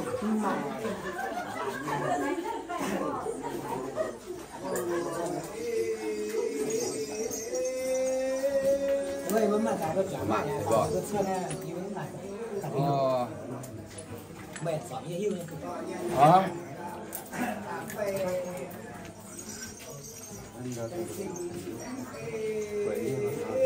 nó cả vô tin đấy như đi tàu tàu cũng sao mà cái việc chúng nào khó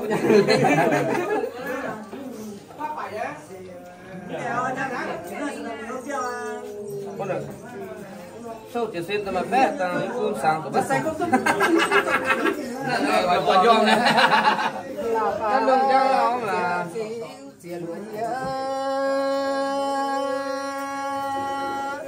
tăng khi tỏi ta và tăng hồ lo thiệt sang xéo ta thì ta ra sang là chỉ tạm nhẹ bây giờ pi ngà liều nó hàng tu yam chẳng được chút ai yam được chút xéo rồi chuồn hậu lưu chín cha chẳng thế chẳng phụ tỏi ta và có thể yêu người miền tớ ta trong thiên thế ta xiên hậu cha chẳng xia làng gián liễu tỏi tao sẽ màu yang chiếu sao chẳng chiếu chẳng đã tập chia lỡ của em nào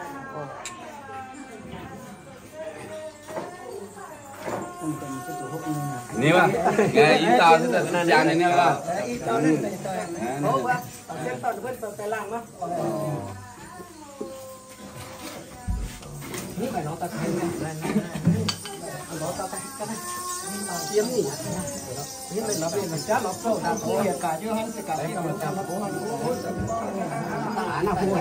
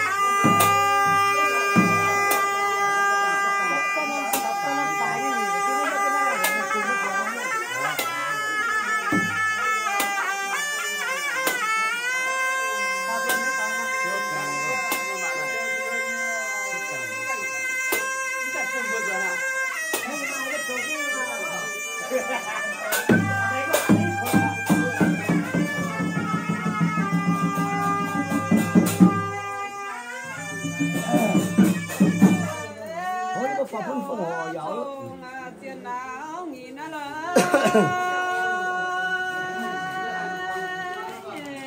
ai cái ta có cái bao nhiêu cùng ai chứ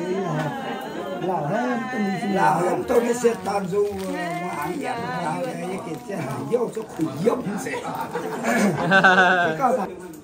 là phản sự bên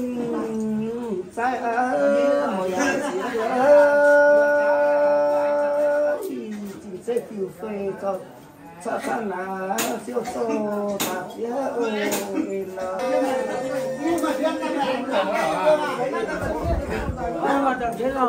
mày biết là mày biết là mày sao tim ra mày cổ chứ nói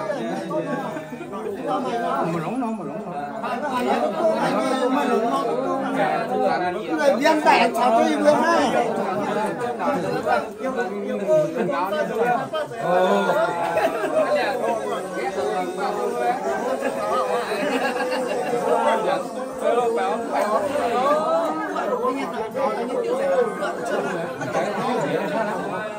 cháu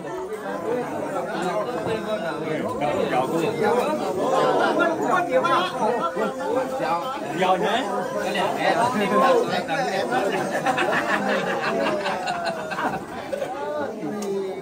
một ngày tua nó có ai tua nhà là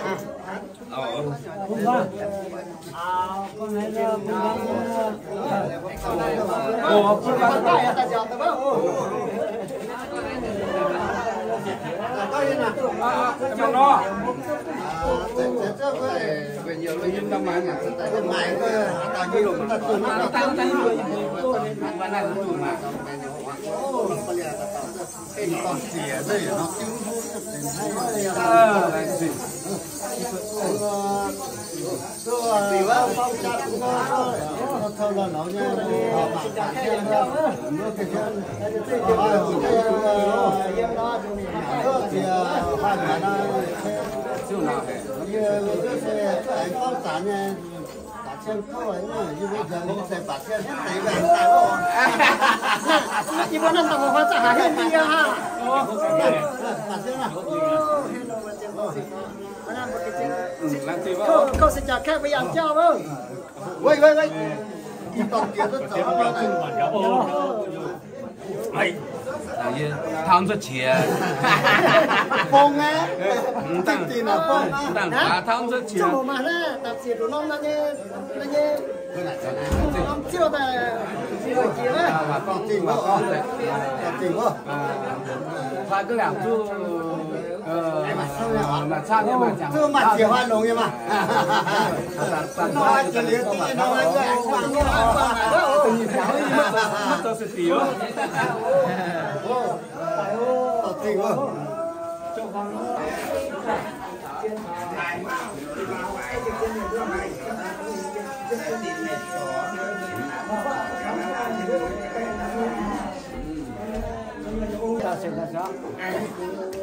hát chả miêu chưa chúng ta nhớ giàu thì chả có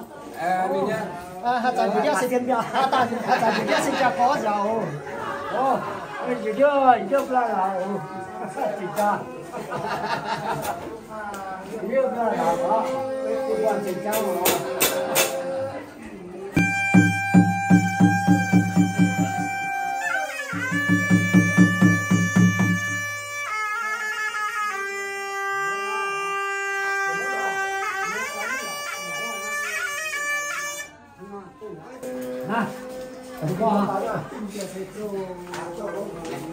ngon lắm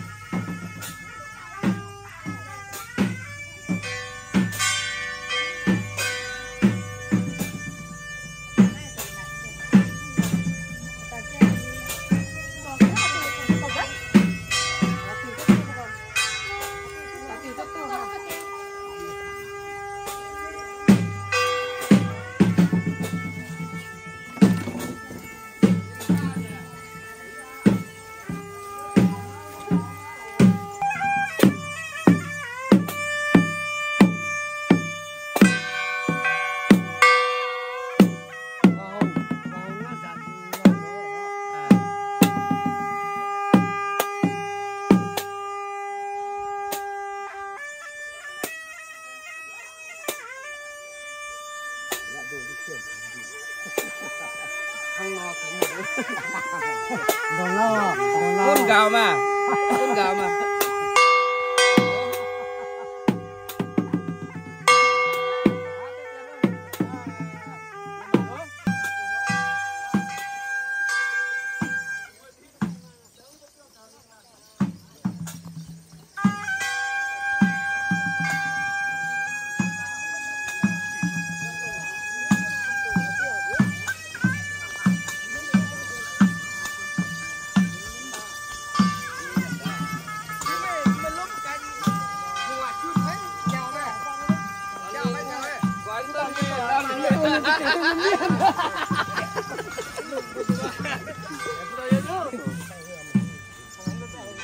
Năm trẻ qua bên trong nhà nó.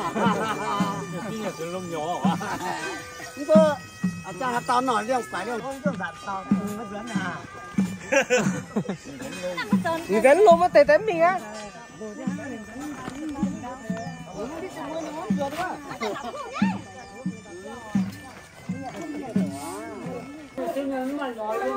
Cái gì tạm như nào? Nói gì không?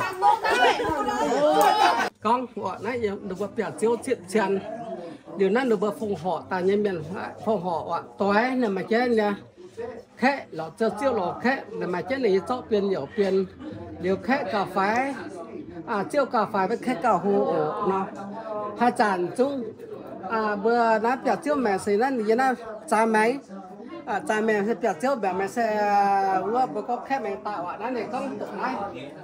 nãy quả nó lý rằng tao nãy giờ mai chỉ là tao nãyแล้วก็จะชิ้นnhiều trang trái tảng tràn tròi tải yết đòn yết chậm tràn tháng chậm há chậm phơi đá hoài quỷ hồn kịp quá quạt nháng quạt nháng lưu cùngตัวบนเปลือกเชี่ยวตายแค่เมียนตะฟงห่อในนั้นต้องหิ้งนั้นก่อนนะแล้วก็กินชิ้นเจียมชิ้นกินชิ้นความรวงใจนำโปเสียบุ้งไม่เฉงฟงห่อแรงไปดับต่อยเนาะดิวchiếm tao nó tốn tao chia nó con nó chỉ chia nó em tao na cũng na sẽ biểu chiếu nhiều biểu chiếu và chip hết nhà chồng bệnh chồng dạ cha chín nhiều trang trái tặng tràn tròi tài yết tòn chạm tràn háng chạm há chạm với na hoài quê huồn kít của quạt háng lưu chỉ na ta khẽ màng nhẹ chậm chín tôm giò vàng lang lấy châm on phồng họ làng bái đáp tối láng trình xin suy vào con ta vừa ạ xin suy vào em mày đối như em mày hai nhung tới con tới quân vừa một toại xế ở in nó trang hổ này phùng trên cha chuyện nhà em mày đối như phùng họ vào những cảnh của anh hiện này đối như hộp tu bưa hoai y muốn tiêu luôn xin suy vào một cái em có từ bà quân miền mường mường tới xe ạ đó thu lại trình bởi chúng chọn yêu phun vừa lập giải cấp chát cấp tới cấp tình yêu cấp việc chát tài hợp chá nó phổ hộ mánh xe hai chặt dây dầm cả hai bởi y biên vạ nếu nó trình theo xe phùng thiên tài nhà giả tốt dân đảng tế mà phòng họ nhà miền là xe bởi hợp chá được một dần khác tèo hết được một phòng họ xe y hoa nát tại tốt y hoa mượn hợp chá y hoa nát chúng tiểu châu nhà y nùi góc thiết theo nhà bang việc ta thêm trình chẳng phú lưu y nùi xịt một phá giá ná bữa sẽ y đòm nái tung trình trà gián lưu mà cho mai phòng họ nhân miền em gá ta là bữa phòng họ chuyện suối chuyện biểu chiếu chuyện sâu chuyện đố nhà trắng chúng được trên liều bữa sẽ dần béo mình thà bữa béo thì chúng ta chỉ nhiều bánh on ta mà chắc mà lại ta tạo giúp can vườn nhẹ béo biệt trong mẹ vườn kết cua tú để nhà phật sai y phính hồ tai là bữa tú mà bịa hệ chất họ bịa chất gần bịa xem chất mình cái rằng là mình cháu hay những chơi hàng gọi cháu như hàng xe ô vợ xe ô chọn chân nhà mà siêu chọn nhà mà sai chọn chân nhà tút mà yếm phang lống chọn nhà mà yếm phang lống chọn chỉnh tút xây cho họ là dân điều bánh on chia liu thấu gì lại thế sao này sao quý nhà cha xong coi ơi mỗi nhà sẽ chia trình cho tan chiêu cho ta chia ô em biết ta chuyện trẻ tỏ ta yên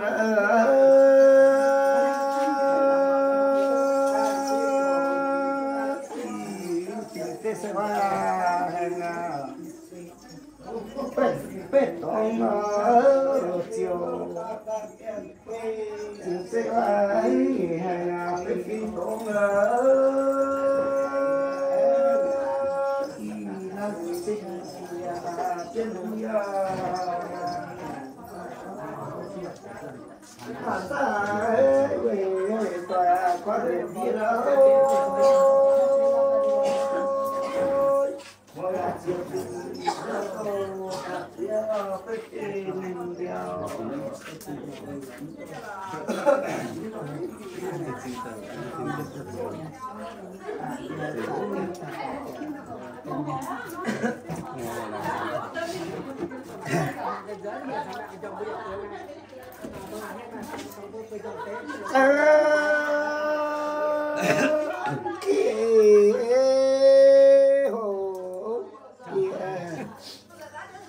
sẽ qua khi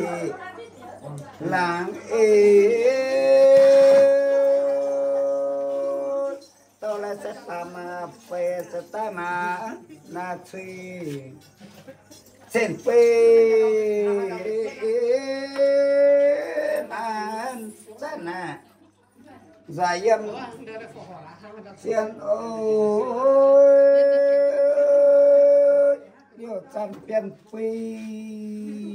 sẽ dài vì sẽ đi yang sẽ cố gắng lên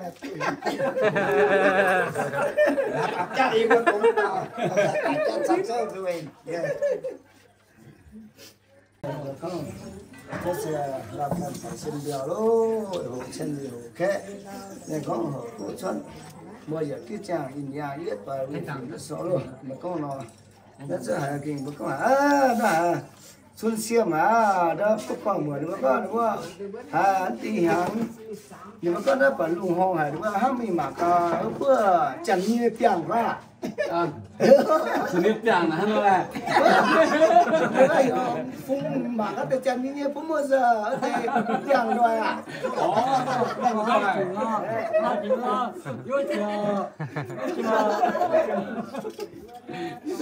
Cho à mình chỉ là phim mà nhưng lão chỉ lão gì cái là cho mẹ biết trái đó phun bao giờ thì tiếng rồi quá bây giờ biết trẻ phá cổ biết trẻ à này mới có được tòng nhá mình mặc cái đèn và hô hô vào 이게 지금 땅인데 봐. 뭐 많이 비싸. 뭐 무슨 난 가는 자. 뭐 그게 자. 난도 많이.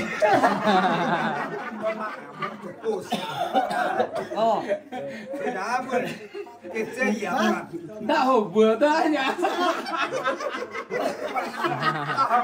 Vừa chào vừaจะลงอย่างด้วยxe xảo mi mà. ว่าชดแต่มาแดงตัวว่าเสือไปชี้เดี๋ยวมั้ง cái nó mà sẽ được đó tôi sẽ xe phụ cho cái lá chụp vào đúng không bạn thế mà có chào cả đâu mua sẽ tàu mua sẽ mà xe ra ở đâu có biết mà chế ở trong đó mà tàu có biết bẻ cái ta tê diệp vào lỗ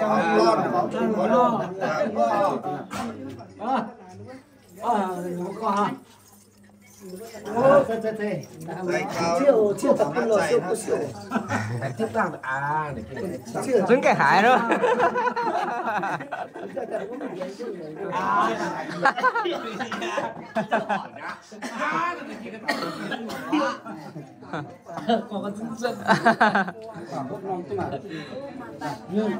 mà họ đâu có như thế này đâu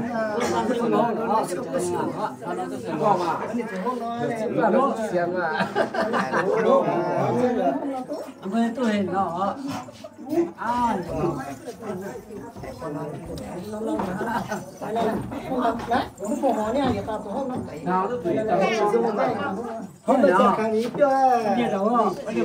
bây giờ chuyển số tiền ta mà léo Ô, là gì.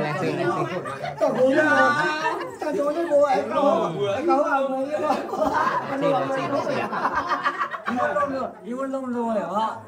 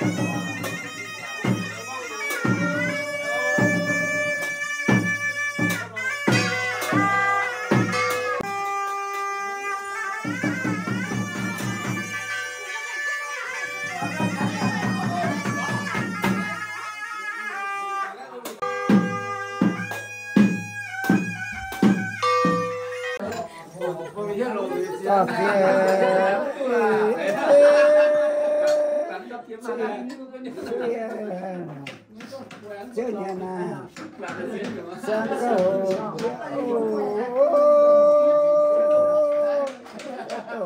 Bàm tiêu thấy ít chia ít cha ba sa nô phải phong lúa ít cha nào mà sẽ màu yang chia ít cha nào tin sẽ cha tiêu tiêu châu ga sẽ tam chia ai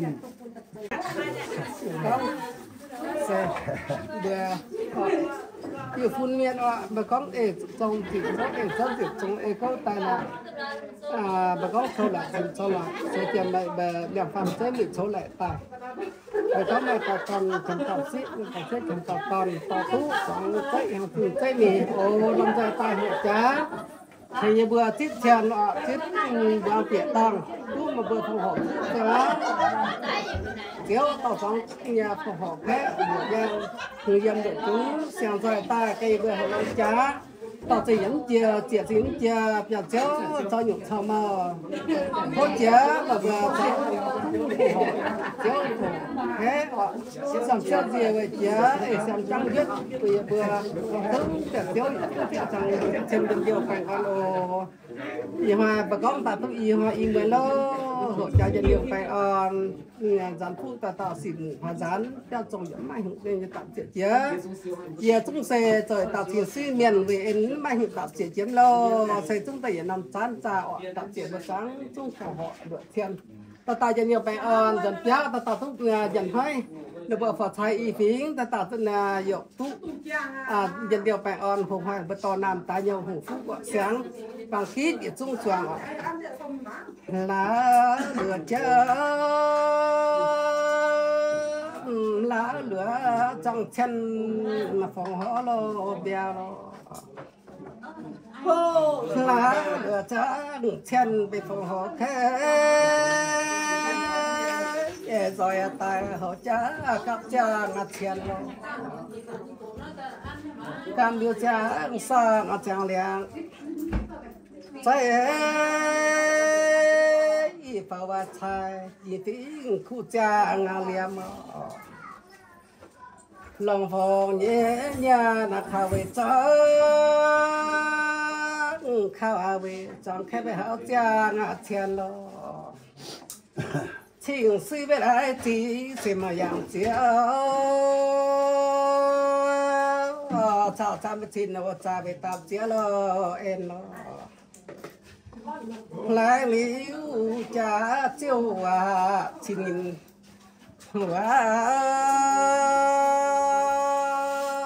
有点草毛，还买了tiền了。ta tạo tí chưa dần lá ta mới liều trình trang phó tòi lo chậm nhé để dán lý hồng tầm với có thể thì chia dần quá na hàng lo người nhận chỉ suy mà yang chiếu thảo tam với thìn cha với tao chia lo em nó bỏ sang đó điều gì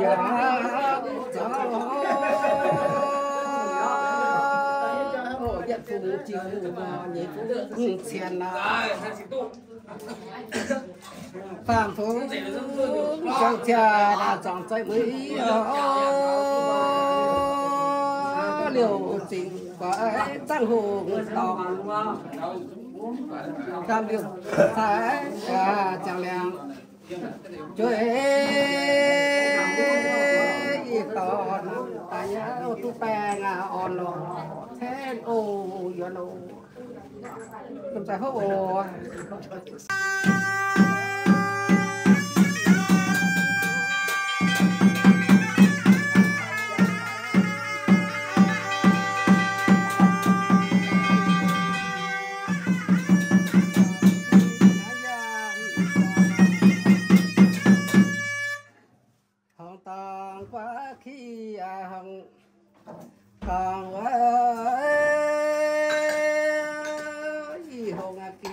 có khi lắng yam rồi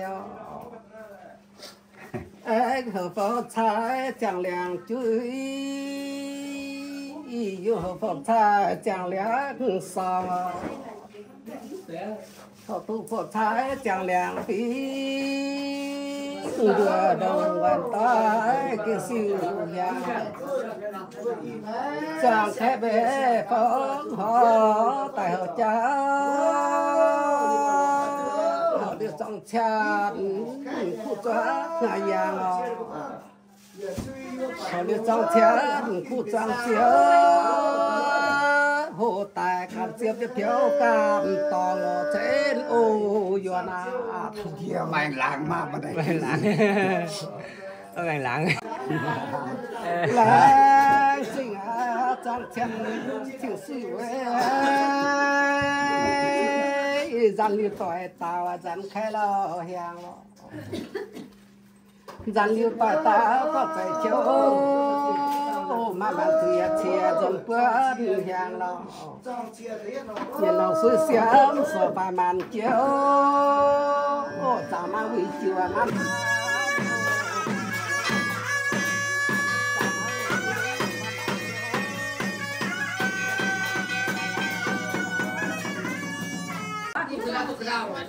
bây giờ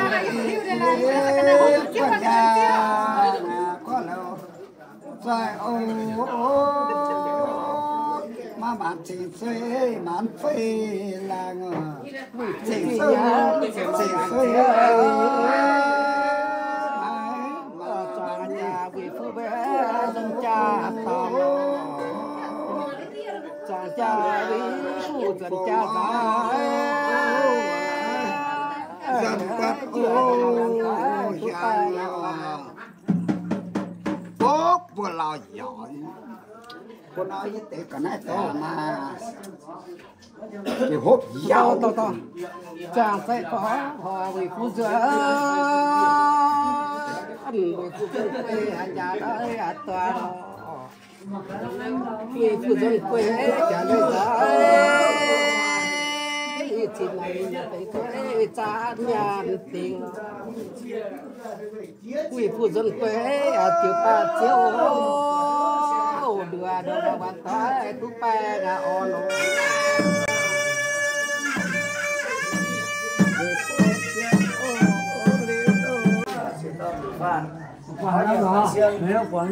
cha chỉnh suy cháu mộng vân cái tu cha này yết tới người phong diệt sòng cứ đông ra hoa vừa to làm ta nhớ rồi có trên tu uy che uy tung uy ngô uy má để phò tu tỏ con thì tu tỏ xia nhà bà con khẩu chia đó nha chỉnh suy cho xịt tía rồi khi tiền chưa đủ hàng đồ đảm chưa già lô tên nó xin mình biết mà nên nhỏ luôn xả được cho phó thì tông phó gì thì tông chun nó bảo nó chính là chỉ còn cái số gì rồi nó sống tùy khoảng vài bữa chiếm tình mà đến phó rồi xem chưa chỉ cùng một phó gì cả mà xin không mà có bà con này tụi nó mà bà sẽ cái chân nó sẽ là nó sẽ rồi bà xin rồi ta phụ được nhà mình tiếp tiền là vàng nó tiền vàng mà họ cái này hả nó làm gì nó chưa có cái thật nó chào cái đẹp bên này nha chào mà lấy quá thế là ơi em qua lại làm phim hai nhà phàm câu mà khe tiêu tô cùng con nhắn tiêu tập chia khang hàng có tay không hả? những cái tụ có những cái tụ cứ ạ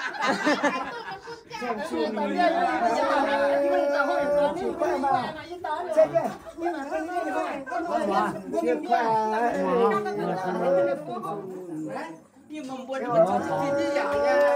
nữa lấy dạo nhà có dạo nhà ném cho nó bắt sao để ghép người ta phi nhiều bài phong xanh nhà không được chịu chứ nhà được cắt to chấm pa to lắm vì sinh nhật mà tại biết là chia được đi chân này mọi nhà chia tình chưa cho tạp chia ô bà chia nó biểu á Chứ tao ủng hộ họ tiền ui nó xem đúng nghe các bạn chậm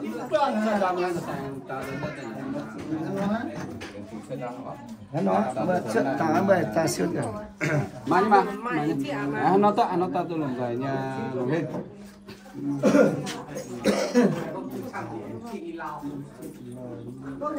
chị à này mà tăng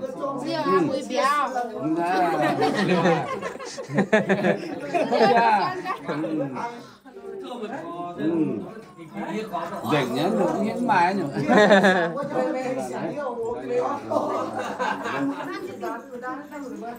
bước xuất tàng đông với anh ta biến nó tại nhà hàng với ta rồi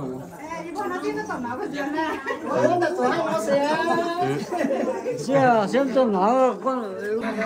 xe con bữa nay tôi miền đây tôi làm tại dùng chứ dùng trên xe bữa con đủ mà nhà lễ bà dung sao mình là bên nhà hồ khế ạ dân được chúng làm rồi bà dung hộ trá làm rồi bà dung con sinh lời con trá con hộp giặt xíu con hộp khế con hộp bùa con trung xoáng dân được chúng chọn với yêu phun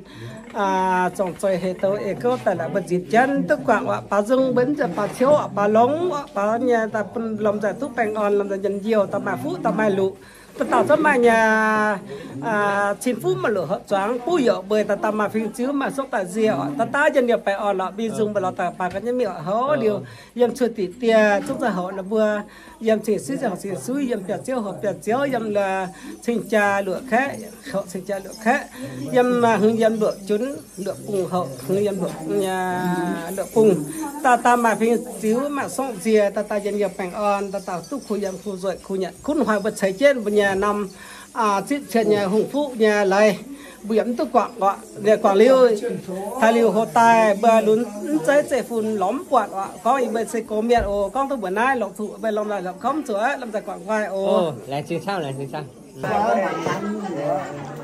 kiểu hộp qua ta mặt thân kẹo chẳng càng đâu đến càng chẳng càng những cái mình bớt những cái mình bớt là giá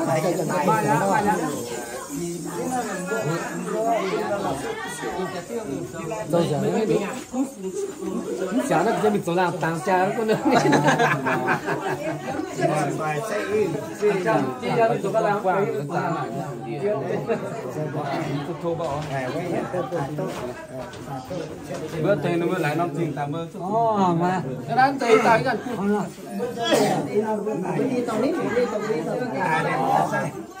cái phà con phà cái phà men cái phà nó phải xây dựng trên nó bị cô con giáp gì à này bây giờ bắt tay ăn lẩu ao cả giờ toàn được bên ăn chơi quang hàng tàu như tụi nó nó vui ha cái bữa đưa hai nhỉ đó nó chết xí là xuống nhỉ ai giờ ăn tàu này vẫn xuất tàu lầu có con bàn tê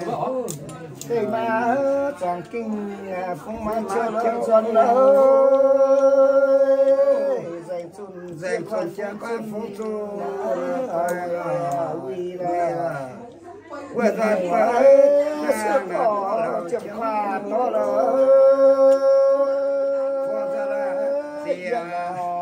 chè tròn sẽ có đâu cho nên mọi nhà chè chinh cho sáng chưa cho làm chè không ạ thấy là suốt xù luôn khoảng quay bố là chịu là con tấn là chỉnh đi đây có bà xem giờ thì luôn luôn cả đi mà đi một cái hai nhà xem có nhiều lúc vừa có cái mà nó ra xe mình lông cái đi mà lông cả lấy xin chào mọi người, nếu con tháo tiền nha, tháo tiền có yêu nó thì yêu tinh vì nó sẽ ra nhưng mà chúng tôi ăn tao tập tập tập nói con phải nhớ chỉ nhìn hết phòng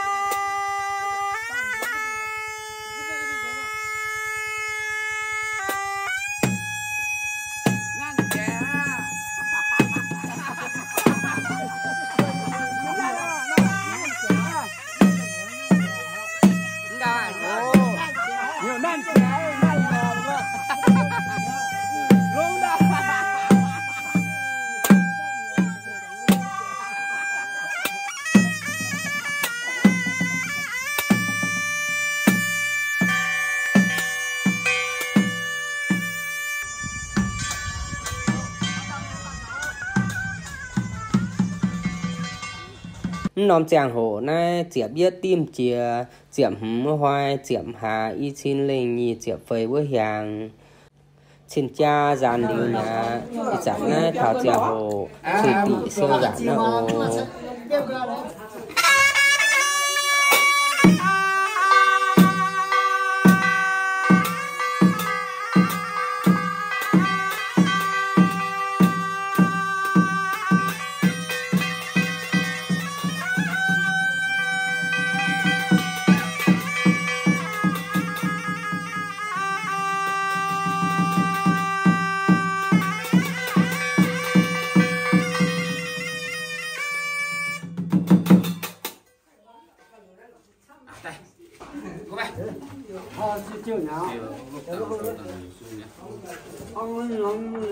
Như chỗ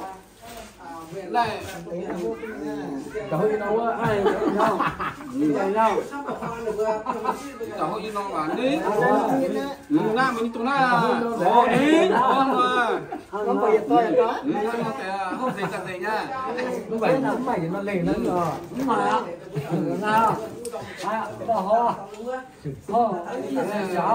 Rồi sáng luôn, ít sáng luôn. Sáng rồi nó mới nhín chia rồi. Nhưng mà không có rảnh á.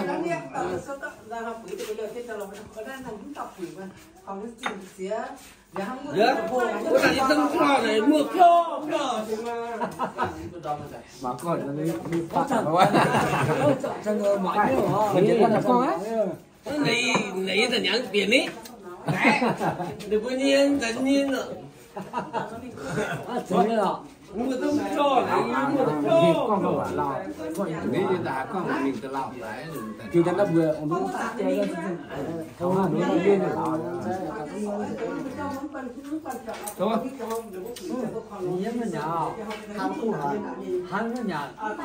nên từ cùng họ toái nó trả tiền tài siêu này hiểu vừa đâu vừa thể tu quá người về ý hoa nhà vừa chán phú bằng lụa vừa đâu là vừa thể người trả trước thì siêu nó vừa chán phú bằng lụa trên phú bằng lụa Có mẹ có mà hai đứa chứ một trường luôn này Ibu ni Satya ni cô tông na vậy sự thế giờ siêu tông ha mua giờ anh chưa nó có lượng của họ anh đâu anh cũng tình của cần gì nha cho hắn về mày à bẻ liền cái tiếng ta lên không sao im chỉnh lại vừa tổng vừa này rồi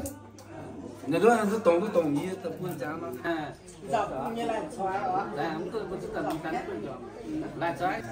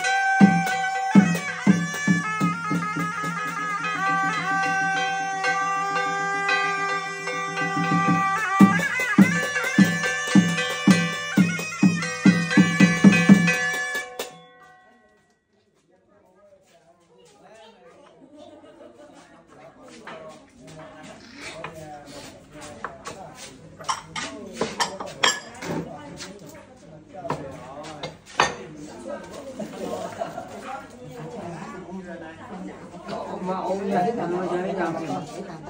thằng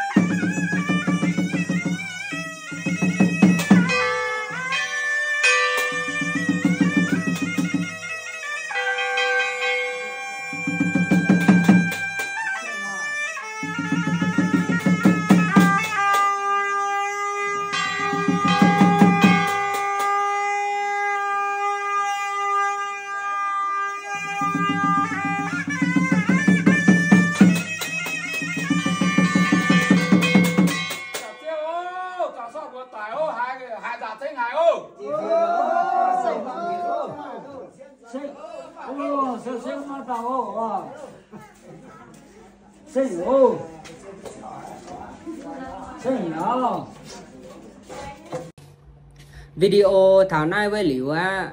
lại trình bữa mưa tỏi em cô phát thành trên mạng video việc chiêu bể tài xe bể tôi mai hiêu hả nhé bể tụ nào nghìn hả nhé bà như bữa mình chỉ video như bây giờ chím nàng doài bơi chím nàng rảnh bơi mảng việc chiêu cho trên mưa tỏi lồm doài hiêu đau diều về chiều ý hít xén tao yun phụ yếu yếm na soạn xí làng chun thành biểu chiêu trở thành suy con tay quả anh ai bún bún mưa tỏi yếm cô phát lồm doài thành trên màng ồ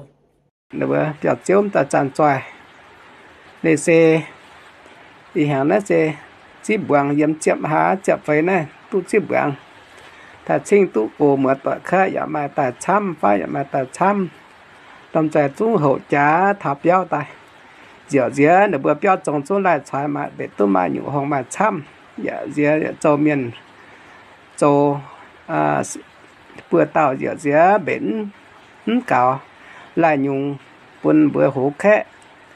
ย้ำไปเดี๋ยวไปห้องต่ออยู่เมียนซิ่วโจอยู่ก้มท้าโจเมียนเจ้าหลาชายเบตายอยู่เจียมตุเมื่อต่อยยี่ห้อมไปเจ้าเตี้ยตาวเตี้ยเมื่อว่าเบตลาชายย้ำจอยไปเบตาเจียตุเมื่อต่อยเหี้ยวย้ำเจียมตุเมื่อต่อยเหี้ยวไปเดี๋ยวเมื่อต่อยตู้หาเดี๋ยวเขาจอมเมื่อต่อยเจียวหูย้ำตุต่อมีจุนเฮเจียวของกองxem hai những bệ tụ thám tháo mà dài làm dài mà chám mà dài nhận dài to trang trung mưa tỏi hung yếm độ trứng trang hồ khẽ cha cha hà hồ xem trang yết xem siêu gì về chiều